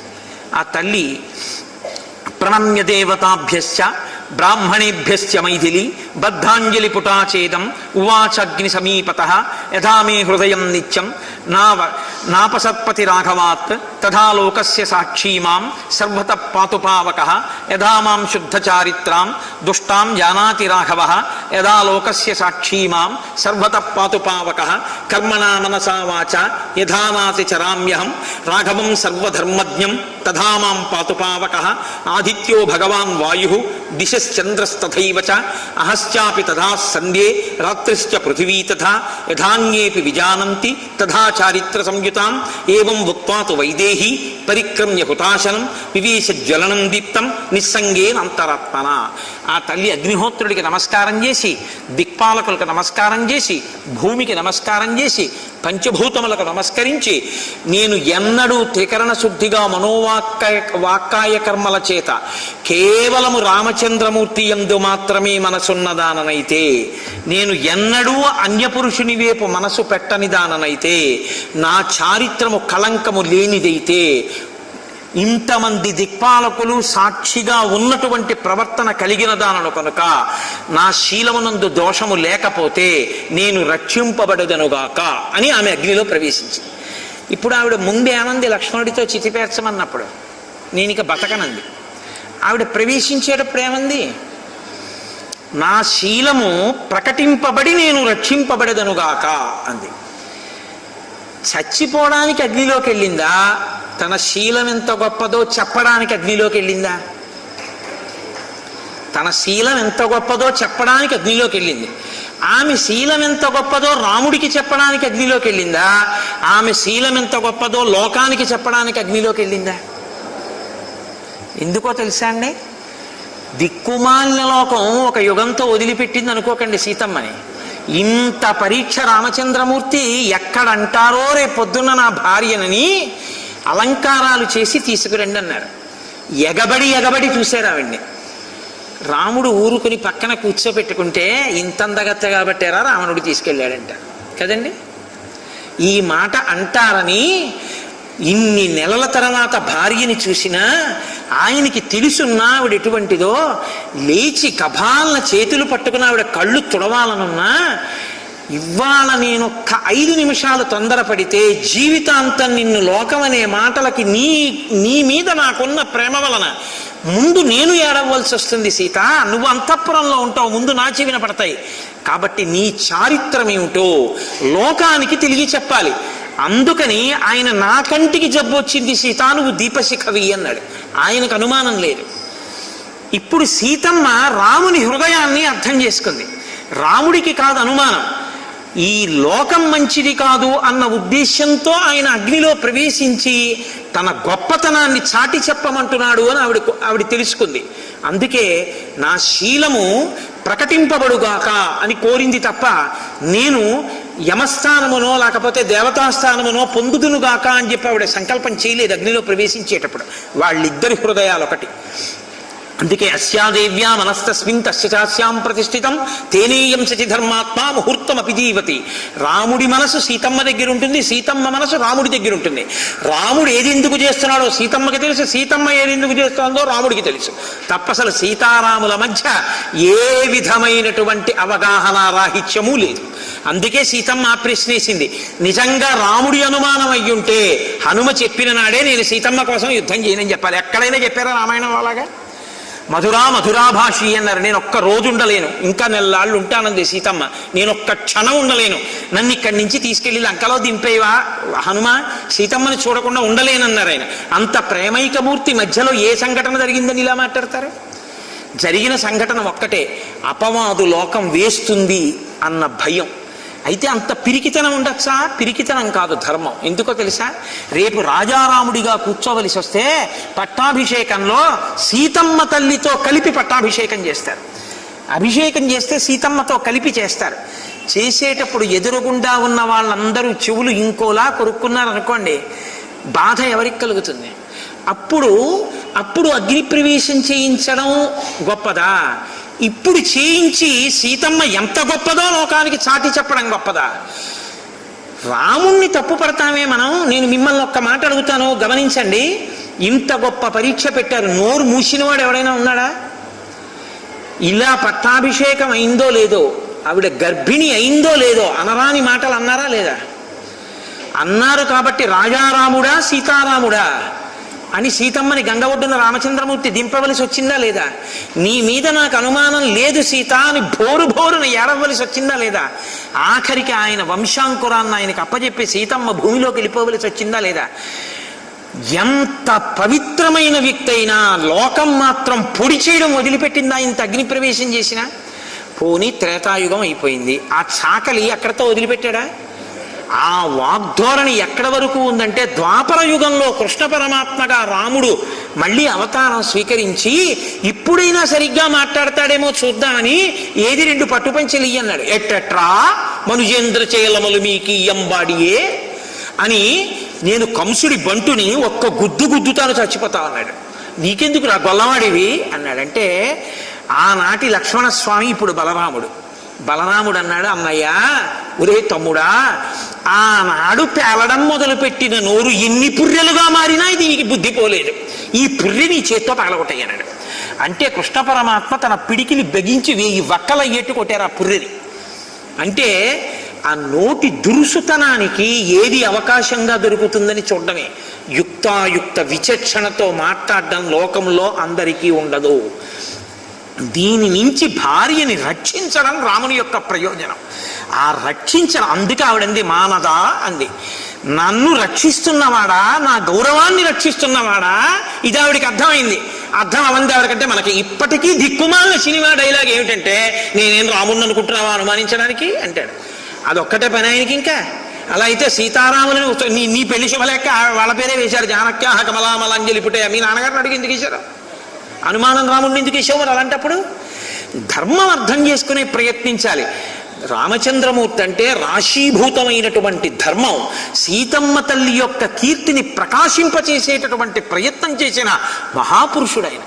వాళ్ళిద్దరికీ లేని గొడవ ఇన్ని కోణాల్లో, ఇన్ని కళ్ళజోళ్ళెట్టుకుని, ఎన్ని రకరకాలుగానో చూసి, ఇన్ని రకాల వ్యాఖ్యానాలు, ఇన్ని రకాల ఉపన్యాసాలు, ఇన్ని రకాల మాటలో అప్పుడు చేసిన అగ్ని పరీక్షకు కట్టుబడి మనం ఇప్పటికైనా రాముడి మీద అనకుండా ఉన్నామా చెప్పండి?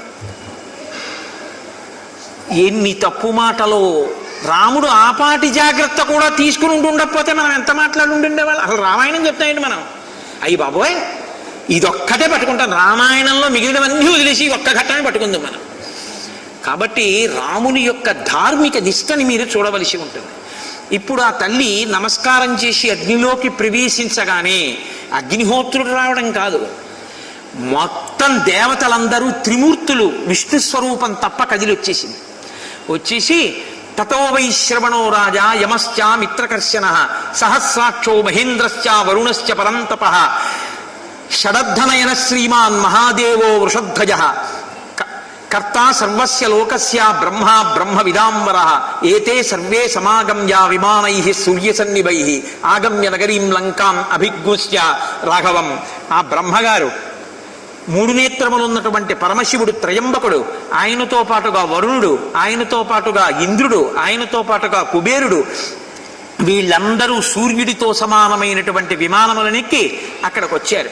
వచ్చి బ్రహ్మగారు మాట్లాడుతూ, నాయనా నువ్వు దేవాధిదేవుడివి, నువ్వు శ్రీమన్నారాయణుడివి, సృష్టికర్తవి, స్వయంభువి, ఈ లోకాలన్నీ నీయందే పుట్టి నీయందే పెరిగి నీయందే లయమవుతాయి, అటువంటి వాడివి రామా, నీవు ఇవాళ ఇలా సామాన్య మానవుడిగా నిన్ను నువ్వు తలుచుకోవడం ఆశ్చర్యంగా ఉంది అన్నాడు. అంటే వెంటనే రాముడు అన్నాడు, ఆత్మానం మానుషం మన్యే రామం దశరథాత్మజం యోహం యస్య ఏతస్యాహం భగవాన్స్తద్బ్రవీతుమే. ఏమిటేమిటో అంటున్నారు మీరు, ఆదిమధ్యాంతరహితుడు అంటున్నారు, శ్రీమన్నారాయణుడు అంటున్నారు, సృష్టికర్త అంటున్నారు, స్థితికర్త అంటున్నారు, ప్రళయకర్త అంటున్నారు, నేను అలా అనుకోవట్లేదు అన్నాడు. ఆయన అన్నాడు, ఆత్మానం మానుషం మన్యే, నన్ను నేను ఏమనుకుంటున్నానో తెలుసా, ఒక మనుష్యుణ్ణి అనుకుంటున్నాను అన్నాడు. అందుకు మనుష్య జాతి రుణపడింది అన్నది నేను రాముడికి. ఆయన ఆద్యంతములు మనిషిగానే ప్రవర్తించాడు. నేను కేవలం మనుష్యుణ్ణి, రామం దశరథాత్మజం, నేను దాశరథిని, దశరథ మహారాజు గారి కొడుకుని. ఒకవేళ అంతకన్నా ఏమైనా మీరేదో అంటున్నారు, అలా ఏదైనా అయితే అది సత్యమా, ఏది నాకు చెప్పండి అన్నారు. ఇది చాలా శక్తివంతమైన స్తోత్రము అంటారు యుద్ధకాండలో. ఇది కేవలం చదివినంత మాత్రం చేత, కేవలం పారాయణ చేసినా, దీన్ని విన్న ఉత్తరక్షణ ప్రయోజనాన్ని సమకూరుస్తుంది అని వాల్మీకి మహర్షి కాదు, దీని ఫలశ్రుతి స్వయంగా చతుర్ముఖ బ్రహ్మగారు చెప్పారు. అంత శక్తివంతమైన స్తోత్రంగా చెప్తారు. ఇతి బ్రువంతం కాకుత్సం బ్రహ్మ బ్రహ్మవిదాంబర అబ్రవీచ్ఛృణిమే రామం సత్యం సత్యపరాక్రమం భవాన్ నారాయణో దేవ శ్రీమాన్ చక్రాయుధో విభో ఏకశృంగో వరాహస్తం భూతభవ్య సపత్నజిత్ అక్షరం బ్రహ్మ సత్యంచ మధ్యే చాంతే చ రాఘవ లోకానాం తం వరో ధర్మో విశ్వక్సేనశ్చతుర్భుజ శాంగధన్వా హృషీకేశ పురుష పురుషోత్తమ అజిత ఖడ్గదృద్విష్ణు కృష్ణైశ్చైవ బృహద్బల సహస్రశృంగో వేదాత్మా శతజిహ్వో మహర్షభ త్వం యజ్ఞస్త్వం వషట్కార త్వమోంకార పరంతప ప్రభవం నిధనం వాతే న విధుః భవానితి దృశ్యసే సర్వభూతేషు బ్రాహ్మణేషు చ గోషు చ దిక్షు సర్వాసు గగనే పర్వతేషు వనేషు చ సహస్రచరణ శ్రీమాన్ శతశీర్ష సహస్రదృక్ త్వం ధారయసి భూతాని వసుధాం చ సపర్వతాం అహంతే హృదయం రామ జిహ్వా దేవీ సరస్వతి దేవా గాత్రేషు రోమాణి నిర్మితా బ్రహ్మణ ప్రభో నిమేషస్తే భవేద్రాత్రి ఉన్మేషస్తే భవేద్దివా సంస్కారాస్తే భవన్ వేద నతదస్తి త్వయా వినా జగత్సర్వం శరీరంతే స్థైర్యంతే వసుధాతలం అగ్ని కోప ప్రసాదస్తే సోమ శ్రీవత్సలక్షణ త్వయా లోకస్త్రయ క్రాంతా పురాణే విక్రమైస్త్రిభి మహేంద్రశ్చ కృతో రాజా బలిం బద్ధ్వా మహాసురం సీతా లక్ష్మీర్భవాన్ విష్ణు దేవ కృష్ణ ప్రజాపతి వదార్థం రావణస్యేహ ప్రవిష్టో మానుషీం తనుం తదిదం న కృతం కార్యం త్వయా ధర్మ భృతాంబర నిహతో రావణో నామ ప్రహృష్టో దివమాక్రవ అమోఘం బలవీర్యంతే అమోఘస్తే పరక్రమ అమోఘం దర్శనం రామ నచ మోఘస్తవస్తవ అమోఘస్తే భవిష్యంతి భక్తిమంతశ్చయే నరాః ఏ త్వాం దేవం ధ్రువం భక్తాః పురాణం పురుషోత్తమం ప్రాప్నువంతి సదా కామాన్ ఇహలోకే పరత్ర చ ఇమమార్షం స్తవం నిత్యం ఇతిహాసం పురాతనం ఏ నరాః కీర్తియిష్యంతి నాస్తి తేషాం పరాభవః అని చతుర్ముఖ బ్రహ్మగారు ఆ రోజున రామచంద్రమూర్తిని స్తోత్రం చేశారు. మహానుభావ, నువ్వు సాక్షాత్తుగా ఇవాళ కాకుత్స వంశంలో జన్మించినటువంటి నరుడవైన రాముడిగా కనపడుతున్నా నువ్వే ఆదిమధ్యాంతరహితుడవైనటువంటి శ్రీమన్నారాయణుడవు. శంఖచక్ర గదాపద్మములను పట్టుకునేటటువంటి వాడివి. శాంగమనేటటువంటి ధనస్సుని, కౌమోదకి అనబడేటటువంటి గదని పట్టుకుంటావు. అటువంటి వాడివి నందకమనబడేటటువంటి ఖడ్గము నీ యొక్క ఆయుధము. అన్ని వేపులా సైన్యము కలిగిన వాడివి కాబట్టి విశ్వక్సేనుడు అని నీకొక పేరు ఉంది. సమస్త ప్రాణికోటిలో నీవు లయమై ఉంటావు. నీవే ఉండి అనేకమైన నామరూపాలుగా కనపడుతుంటావు. ఇంద్రుని సైతము సృజించేటటువంటి వాడివి. నీ నాభిపద్మంలోంచే చతుర్ముఖ బ్రహ్మనైన నేను సృజింపబడ్డాను. నీవే యజ్ఞస్వరూపం, నీవే వషట్కారం, నీవే ఓంకారం, నీవే గోస్వరూపం. ఈ గగనము, ఈ దిక్కులు అన్నీ కూడా నీ చేత పరివ్యాప్తమై ఉన్నాయి. నీవే అనేక నామములతో అనేక పర్వతములుగా, భూమిగా, అనేకముగా ఇక్కడ ప్రవర్తిల్లి ఉన్నావు. నేను నీ యొక్క హృదయాన్ని, అంటే బ్రహ్మగారు, నేను నీ హృదయాన్ని, నా భార్య అయిన సరస్వతి నీ యొక్క జిహ్వ, దేవతలందరూ నీ రోమములు. ఇది స్వయముగా నీ శరీరముగా చూసినప్పుడు సాకారముగా నువ్వు, అది నీ యొక్క స్థితి. అటువంటి వాడివి. నీ ఉచ్ఛ్వాస నిశ్వాసలే వేదముగా ఉంటాయి. నీవు కన్ను మూస్తే రాత్రి, నువ్వు కన్ను తెరిస్తే పగలు. అటువంటి నువ్వు శ్రీవత్సము అనేటటువంటి చిహ్నము కలిగినటువంటి శ్రీమన్నారాయణుడు. బలిచక్రవర్తిని అదుపు చేసి ఈ భూమినంతటిని ఇంద్రుడికి దానము చేసినటువంటి ఉపేంద్రుడు. లోకకంటకుడైన రావణుణ్ణి వధించడానికి ఈ భూమండలంలో రామచంద్రమూర్తిగా దశరథ మహారాజు గారి యొక్క కుమారుడిగా అవతరించిన వాడివి. సాక్షాత్ శ్రీ మహాలక్ష్మియే సీతమ్మ. ఆమెయే సీతమ్మగా అవతరించింది. నీ తేజో బలపరాక్రమములు అమోఘములు. ఇవాళ నీ యొక్క యథార్థ స్వరూపం గురించి నేను చేసినటువంటి ఈ స్తోత్రం ఏదుందో ఆ స్తోత్రాన్ని ప్రతినిత్యము ఎవరు చదువుతారో అటువంటి వారికి పునర్జన్మ ఉండదు. వారు మోక్షాన్ని పొందుతారు, కైవల్యాన్ని పొందుతారు. ఇది శాశ్వతమైనది. దీని వలన జీవులకు సమస్త పాపము ధ్వంసమవుతుంది. ఇది అంత గొప్ప స్తోత్రమని చతుర్ముఖ బ్రహ్మగారు రామచంద్రమూర్తి యొక్క యథార్థమైన స్థితిని ఆవిష్కరిస్తూ స్తోత్రం చేశారు. అయినా రాముడు మాత్రం మనుష్యుడుగానే నిలబడ్డాడు. అప్పుడు అగ్నిదేవుడు సీతమ్మ తల్లి ప్రవేశించినటువంటి చితిగుండంలోంచి బయటికి వచ్చి అబ్రవీచ్చతదారామం సాక్షి లోకస్య పావక ఏషాతే రామ వైదేహి పాపమస్యాం న విద్యతే. నాయనా రామ, ఈ తల్లి సీతమ్మకి ఏ పాపమో అంటనిది. త్రికరణ శుద్ధిగా ఈ తల్లి నిరంతరము నిన్ను మాత్రమే సేవించినది. ప్రలోభ్యమానా వివిధం భర్తృమానా చ మైథిలి నా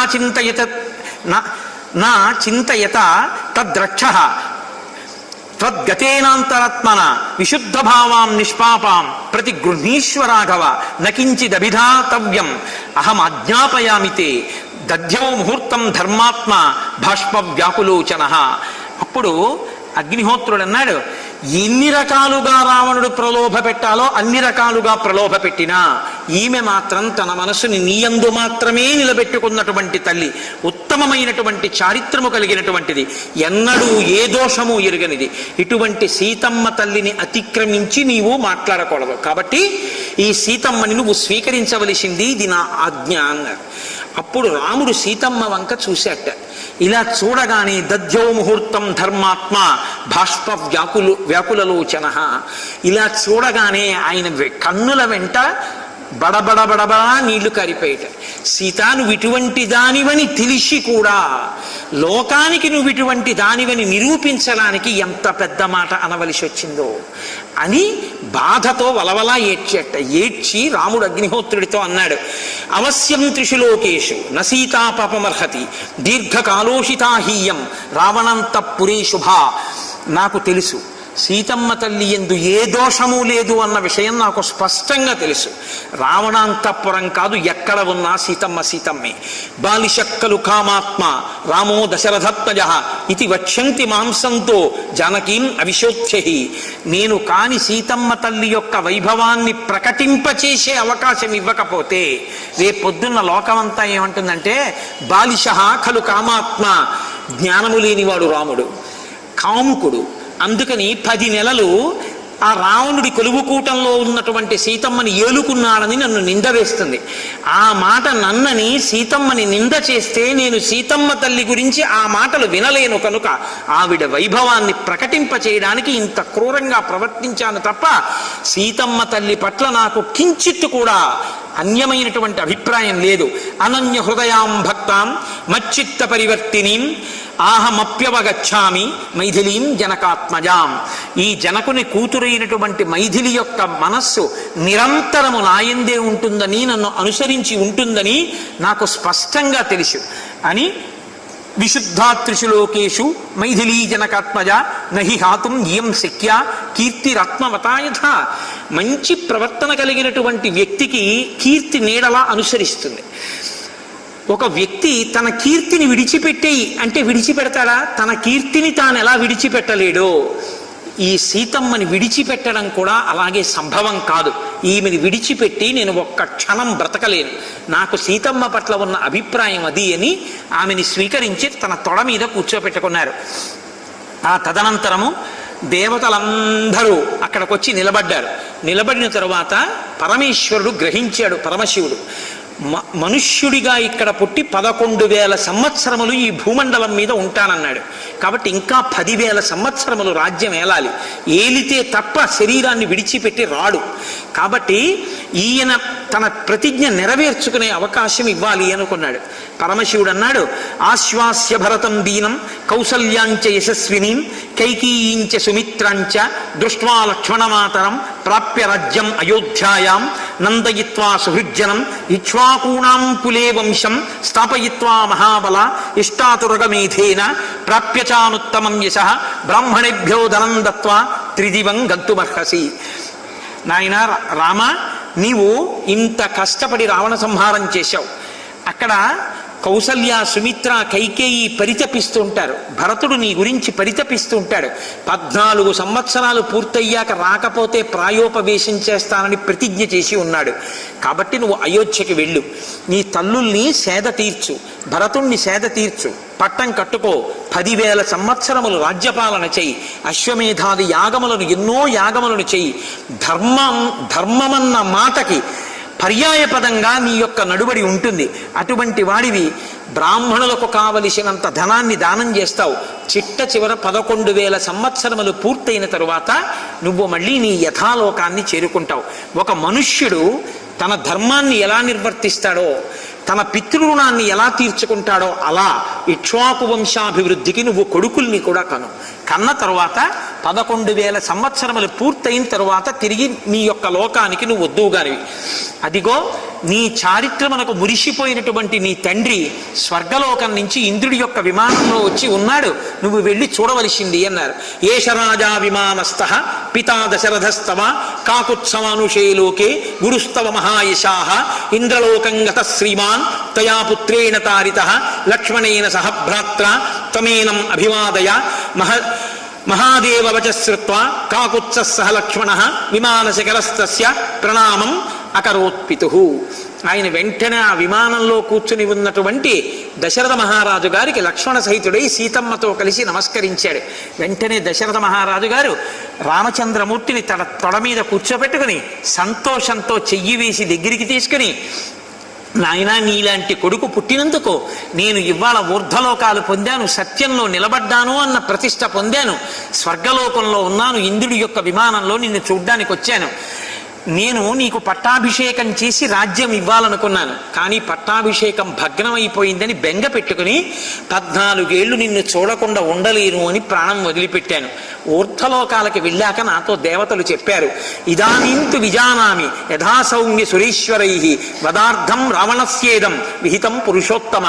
రావణ వధ కొరకే పట్టాభిషేకాన్ని భగ్నం చేయడానికి దేవతలు ఆ మందరని ప్రయోగించారు. కాబట్టి నాయనా రామ, నువ్వు వెళ్ళి చక్కగా పట్టాభిషేకం చేసుకుని రాజ్య పరిపాలన చెయ్యి, నీ తల్లులు ఊరడిల్లుతారు అన్న తర్వాత రామచంద్రమూర్తి దశరథ మహారాజు గారిని ఒక వరం అడిగాడు. కురుప్రసాదం ధర్మజ్ఞ కైకేయ్యా భరతస్య చ సపుత్రాం త్వాం త్యజానీతి యదుక్తా కైకేయీత్వయా సశాప కైకేయీం ఘోరః సపుత్రాం న స్పృశేత్ ప్రభో. నీవు ఒకానొకప్పుడు నాకు రాజ్యం ఇవ్వకుండా కైకేయి అడ్డుపడిందన్న ఆగ్రహావేశంలో ఒక మాటన్న ఒక శాపవాక్కుని విడిచిపెట్టావు. ఈనాటి నుంచి కైకమ్మ కానీ భరతుడు కానీ నాకు భార్య కుమారులు కాకుండా పోతారన్నావు. ఆ శాపవాక్కుని ఉపసంహారం చెయ్యి. కైకమ్మ నీకు భార్యయే మాకు తల్లియే, భరతుడు నీకు కుమారుడే నాకు తమ్ముడే. తండ్రి అది అనుగ్రహించమన్నారు. అది రాముడి ధర్మం అంటే. దశరథ మహారాజు గారు సంతోషించి ఎంతో ఆనందించి తప్పకుండా అలాగేనన్నారు. సీతమ్మ వంక తిరిగి, అమ్మా నీ వంటి కోడలు పెద్ద కోడలుగా లభించినందుకు పొంగిపోతున్నాను తల్లి అని, కర్తవ్యోనత వైదేహి మన్యుస్వాగమిమం ప్రతి రామేణ విశుద్ధ్యర్థం కృతమే తద్దితేషిణ. అమ్మా రాముడు నువ్వు కనపడగానే స్వీకరించలేదు అని మనసులో కోపం పెట్టుకోకు. రాముని యొక్క అంతరంగం ఇవాళ పితృదేవస్థ స్థానంలో ఉన్నాను కాబట్టి నాకు తెలుసు.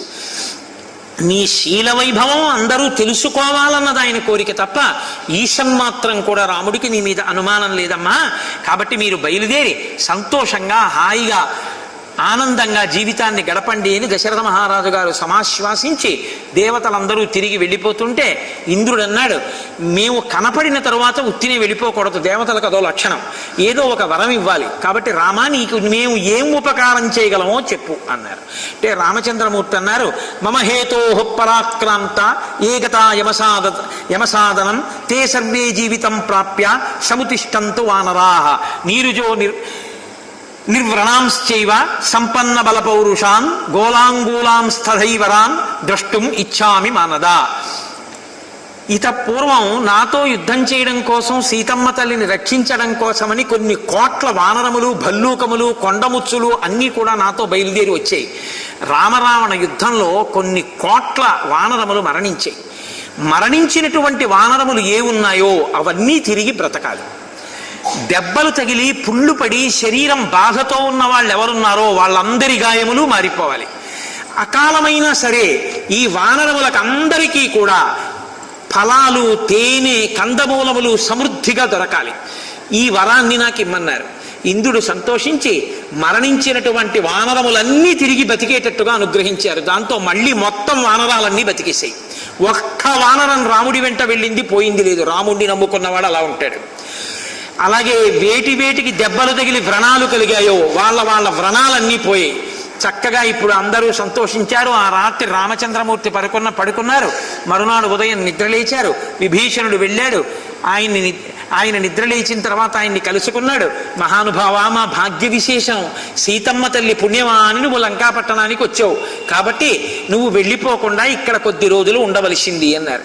నాయనా కుదరదు, 14 సంవత్సరములు పూర్తయ్యేసరికి అక్కడ భరతుడు ఎదురు చూస్తుంటాడు, కాబట్టి నేను తిరిగి వెళ్ళిపోవాలి. మళ్ళీ ఇంత దూరం కాలినడకన ఎంత తొందరగా చేరగలనా అన్నదే నేను బెంగపెట్టుకున్నానన్నారు. విభీషణుడు అన్నాడు, ఆ బెంగ అవసరం లేదు, నా దగ్గర పుష్పక విమానం ఉంది, పుష్పక విమానంలో బయలుదేరుదురుగానన్నారు. సీతమ్మ తల్లిని ముడిలో కూర్చోబెట్టగానే రామచంద్రమూర్తి లక్ష్మణ సహితుడై పుష్పక విమానం ఎక్కి అక్కడ ఉన్నటువంటి విభీషణుణ్ణి, సుగ్రీవుణ్ణి, వానర నాయకుల్ని పిలిచి మీ సామ్రాజ్యములకు మీరు చేరి ధర్మాన్ని ఆధారంగా చేసుకుని రాజ్య పరిపాలన చెయ్యండి అన్నారు. అంటే విభీషణాదులు అన్నారు, రామా మాకు అయోధ్యకి వచ్చి పట్టాభిషేకం చూడాలని కోరికగా ఉంది అన్నారు. అయ్యో దానికేం పోయింది, 2 ఎక్కండి అన్నారు. వానరులు, రాక్షసులు అందరూ విమానం ఎక్కారు. ఎంతమంది ఎక్కినా ఒకళ్ళకి చోటు ఉంటుంది. విమానం పైకి లేచింది. లంకాపట్టణం మించి విమానం వెళ్ళిపోతోంది. సీతమ్మ తల్లిని ఒళ్ళో కూర్చోబెట్టుకుని కిటికీలోంచి చూపిస్తున్నారు రామచంద్రమూర్తి. సీత చూశావా, అదిగో లంకాపట్టణం యొక్క యుద్ధభూమి. ఆ యుద్ధభూమిలోనే నేను రావణాసురుణ్ణి పడగొట్టాను. అదిగో రావణుడు కాలిపోయి బూది అయిపోయినటువంటి ఆయన అంత్యేష్టి సంస్కారం జరిగిన భూమి. ఇది కుంభకర్ణుడిని చంపిన భూమి. ఇది ఇంద్రజిత్తుని సంహరించిన భూమి. ఇది ఆయన హోమం చేసినటువంటి న్యగ్రోధం. ఇదిగో ఈ సముద్రపు ఒడ్డునే కుంభకర్ణుడి శరీరం పడిపోయింది. ఇదిగో సముద్రం మీద కనపడుతున్న సేతువు. ఈ సేతువుని నిర్మాణం చేసే మేమందరం 100 యోజనముల సముద్రాన్ని దాటాం. ఇదిగో ఉత్తర తీరం. సీత, ఇక్కడే నేను 3 రాత్రులు భూశయనం చేసి సముద్రుణ్ణి వేడుకున్నాను. సముద్రుడు అనుగ్రహించకపోతే అప్పుడు బాణాన్ని సంధించాను. ఇదిగో సీత, చూసావా, ఇదే కిష్కింధ. ఈ కిష్కింధ పట్టణంలోనే నేను సుగ్రీవుడితో స్నేహం చేసుకుని వారిని సంహరించి సుగ్రీవ పట్టాభిషేకం చేశాను అనేటప్పటికీ సీతమ్మ అందుట ఆగండి ఆగండి ఆగండి, విమానం వెళ్ళిపోతోంది. ఈ కిష్కింధలో సుగ్రీవుడి భార్య తార, రుమా ఉంటారు కదా, ఆ వానరకాంతలందరినీ కూడా ఎక్కించుకుందాం అందుట. అయ్యో అదెంత పని, మళ్ళీ విమానం కిష్కింధలో దింపారు. సుగ్రీవుడు పరుగు పరుగున అంతఃపురానికి వెళ్ళాడు. మనందరం పట్టాభిషేకానికి వెళ్ళాలి, రండి రండి అన్నాడు. వెంటనే సీతమ్మని చూడాలన్న ఉత్సాహంతో వాళ్ళందరూ కామరూపిణులు కాబట్టి నరకాంతలుగా మారిపోయి చీరలు కట్టుకుని మంచి ఆభరణాలు పెట్టుకుని గబగబా పరిగెత్తుకొచ్చి సీతమ్మ పక్కన కూర్చున్నారు. మళ్ళీ విమానం ఎగిరింది, కిష్కింధ మించి వెళ్ళిపోతోంది. ఇదిగో సీత, చూసావా, ఇదే నేను విరాధుణ్ణి సంహరించిన భూమి. ఇదే సీత, చూసావా, నీ నుంచి విడిపోయిన తరువాత నేను కబంధుణ్ణి సంహరించిన భూమి. ఇక్కడే నేను శబరిని కలుసుకున్నాను. ఈ పంపా తీరంలోనే నేను శోకాన్ని పొందాను. ఇదిగో చూసావా, ఇక్కడే మనందరం కలిసి లక్ష్మణ సహితంగా ఉండేవాళ్ళం. ఇదే జటాయువు సంహరింపబడిన భూమి. ఇక్కడే రావణాసుడు నిన్ను అపహరించినటువంటి పంచవటి. ఇదిగో అగస్త్యుడు మనకి దర్శనమిచ్చినటువంటి గొప్ప అగస్త్యుడు నివసించినటువంటి ఆశ్రమం. ఇదిగో గోదావరి, ఇదిగో పంచవటి. ఇక్కడే మనం మొట్టమొదట వచ్చి ఉన్నాం. ఇక్కడికే భరతుడు ఆ తల్లులతోటి మిగిలినటువంటి సైన్యంతో వస్తే బెంగ పెట్టుకుని ఇక్కడి నుంచి బయలుదేరి పంచవటికి వెళ్ళిపోయాం. ఇదిగో సుతీక్ష్ణుని యొక్క ఆశ్రమం. సీత, ఇదిగో ఇది దాటిన తర్వాత భారద్వాజాశ్రమం. మొట్టమొదట మనం ఈ భారద్వాజాశ్రమానికే వెళ్ళాం. అనేసరికి ఒక్కసారి భారద్వాజాశ్రమంలో విమానాన్ని దింపారు. దింపి లోపలికి వెళ్ళారు. ఆయన దర్శనం చేసుకున్నారు. వెంటనే ఆయన చూడకుండానే చదివేశాడు, రామా, నాకన్నీ తెలుసు. పంచవటి చేరావు, సీతాపహరణం జరిగింది, బెంగ పెట్టుకున్నావు, చాలా కష్టపడ్డావు, సుగ్రీవుడితో స్నేహం చేశావు, వాలిని చంపావు, సుగ్రీవుడికి పట్టాభిషేకం చేశావు, హనుమ సీతమ్మ జాడ కనిపెట్టారు, వానర సైన్యంతో బయలుదేరావు, సముద్రానికి సేతువు కట్టావు, కాంచనలంక చేరావు, రాక్షస సంహారం చేశావు, విభీషణుణ్ణి రాజ్యమునందు ప్రతిష్ఠించావు, సీతమ్మ కోరిక మేరకు వానర స్త్రీలను కూడా ఎక్కించుకున్నావు. ఇంతమంది కలిసి పట్టాభిషేకానికి ఎడుతున్నారు. నన్ను చూసి పెడదామని ఇక్కడ దిగావు, అవునా అన్నారు. చాలా సంతోషం త్రికాలజ్ఞులు మహానుభావ, మీకు తెలియంది అన్నారు. దానితో పాటు నాకు ఒక్క మాట చెప్పండి, మా భరతుడు కుశలమా, మా తల్లులు కుశలమా, అక్కడ ఉన్నవారందరూ కుశలమా అన్నారు. అందరూ కుశలమే, నీ గురించి ఎదురు చూస్తున్నారన్నారు. హనుమని పిలిచారు. నాయనా, ఇక్కడి నుంచి నువ్వు ఉత్తరక్షణం బయలుదేరి గంగా తీరంలో నాకు ప్రాణ సమానమైన సన్నిహితుడు గుహుడున్నాడు. ఆ గుహుడి దగ్గరికి వెళ్ళి నా క్షేమ సమాచారం చెప్పి భరతుడు కుశలంగా ఉన్నాడా కనుక్కుని అక్కడి నుంచి నందిగ్రామానికి వెళ్ళవలసినటువంటి దారిని నీకు గుహుడు చూపిస్తాడు. అక్కడి నుంచి నువ్వు నందిగ్రామానికి వెళ్ళు, భరతుడు ఉంటాడు. భరతుడికి నా విజయ వార్తలన్నీ చెప్పు, నేను తిరిగి వస్తున్నానని చెప్పు. చెప్పినప్పుడు భరతుడి ముఖ కవళికలను బాగా పరిశీలించు. ఇన్ఛార్జి పోస్ట్ అయినా ప్రమాదకరం కదా, అధికారమునందు వ్యామోహం కలుగుతుంది. కాబట్టి ఇన్నాళ్ళు నా పనుపున పరిపాలించాడు కాబట్టి అధికారమునందు ఒకవేళ వ్యామోహం పొంది ఉంటే వెంటనే వచ్చి నాకు చెప్పు, నేను రాజ్యం భరతుడికి వదిలిపెట్టి తాపసిగా జీవిస్తానన్నారు. వెంటనే హనుమ ఆ గంగా తీరంలో ఉన్న గుహుడి దగ్గరికి వెళ్ళి క్షేమ సమాచారం అడిగి నందిగ్రామానికి వెళ్ళాడు. భరతుడు సంతోషంగా రామపాదుకలను అర్చించి రాజ్యాన్ని చక్కగా సుసంపన్నంగా పెంచి పోషిస్తున్నారు. రేపటి రోజున పుష్యమీ నక్షత్రంలో రామచంద్రమూర్తి దర్శనమిస్తున్నారు, వచ్చేస్తున్నారు, భారద్వాజాశ్రమంలో ఉన్నారన్నారు. పరమ సంతోషపడిపోయాడు భరతుడు. మరునాడు ఉదయం ఇప్పుడవుతుందా అని ఎదురు చూశాడు. కాబట్టి వాళ్ళందరికీ కావలసినటువంటి ఆహారం సమకూర్చబడింది. వచ్చేస్తున్నాడు రామచంద్రమూర్తి అన్నారు. ఇంతలో పుష్పక విమానం కనపడింది. పరుగు పరుగున భరతుడు పాదుకలు పట్టుకుని ఎదురెళ్ళాడు. ఆ విమానం లోపలికి ప్రవేశించి అన్నగారి పాదాల మీద పడ్డాడు. అన్నగారి పాదాలు గట్టిగా పట్టుకున్నాడు. పట్టుకుని ఆ పాదుకలు తొడిగాడు. తొడిగి, అన్నా ఎంత కాలానికి దర్శనమిచ్చావన్నా, ఇంతకాలం ఏ రాజ్యాన్ని నువ్వు నాకు అప్పచెప్పావో దాన్ని 10ంతలు వృద్ధిలోకి వచ్చేటట్టుగా జాగ్రత్త చేశాను, నీదైన రాజ్యాన్ని నువ్వు స్వీకరించు అన్నాడు. రామచంద్రమూర్తి అంగీకరించి విమానంలోంచి కిందకి దిగారు. వెంటనే లక్ష్మణ భరత శత్రుఘ్నులు పట్టాభిషేకానికి ఏర్పాట్లు చేశారు, మంత్రులకి పురమాయించారు. ఓ ఎక్కడ చూసినా కోలాహలం. సీతమ్మ వచ్చేసింది, రామచంద్రమూర్తి వచ్చేశారు, రేపే పట్టాభిషేకం అన్నారు. గబగబా ఏర్పాట్లు జరుగుతున్నాయి. ఎక్కడ చూసినా రామో రామో రామః, ఎవరి ముఖంలో చూసినా సంతోషం, ఎవరి కళ్ళల్లో చూసినా సంతోషం, ఎవరి నోట విన్నా అదే మాట, ఎక్కడ విన్నా రేపే రామ పట్టాభిషేకం, రేపే రామ పట్టాభిషేకం. ఆ రోజు అక్కడ అయోధ్యలో ఏ వాతావరణం ఉందో ఇవాళ ఇక్కడ ఈ అయోధ్యలో అదే వాతావరణం ఉంది. కాబట్టి తెల్లవారితే మనం రామచంద్రమూర్తికి పట్టాభిషేకం.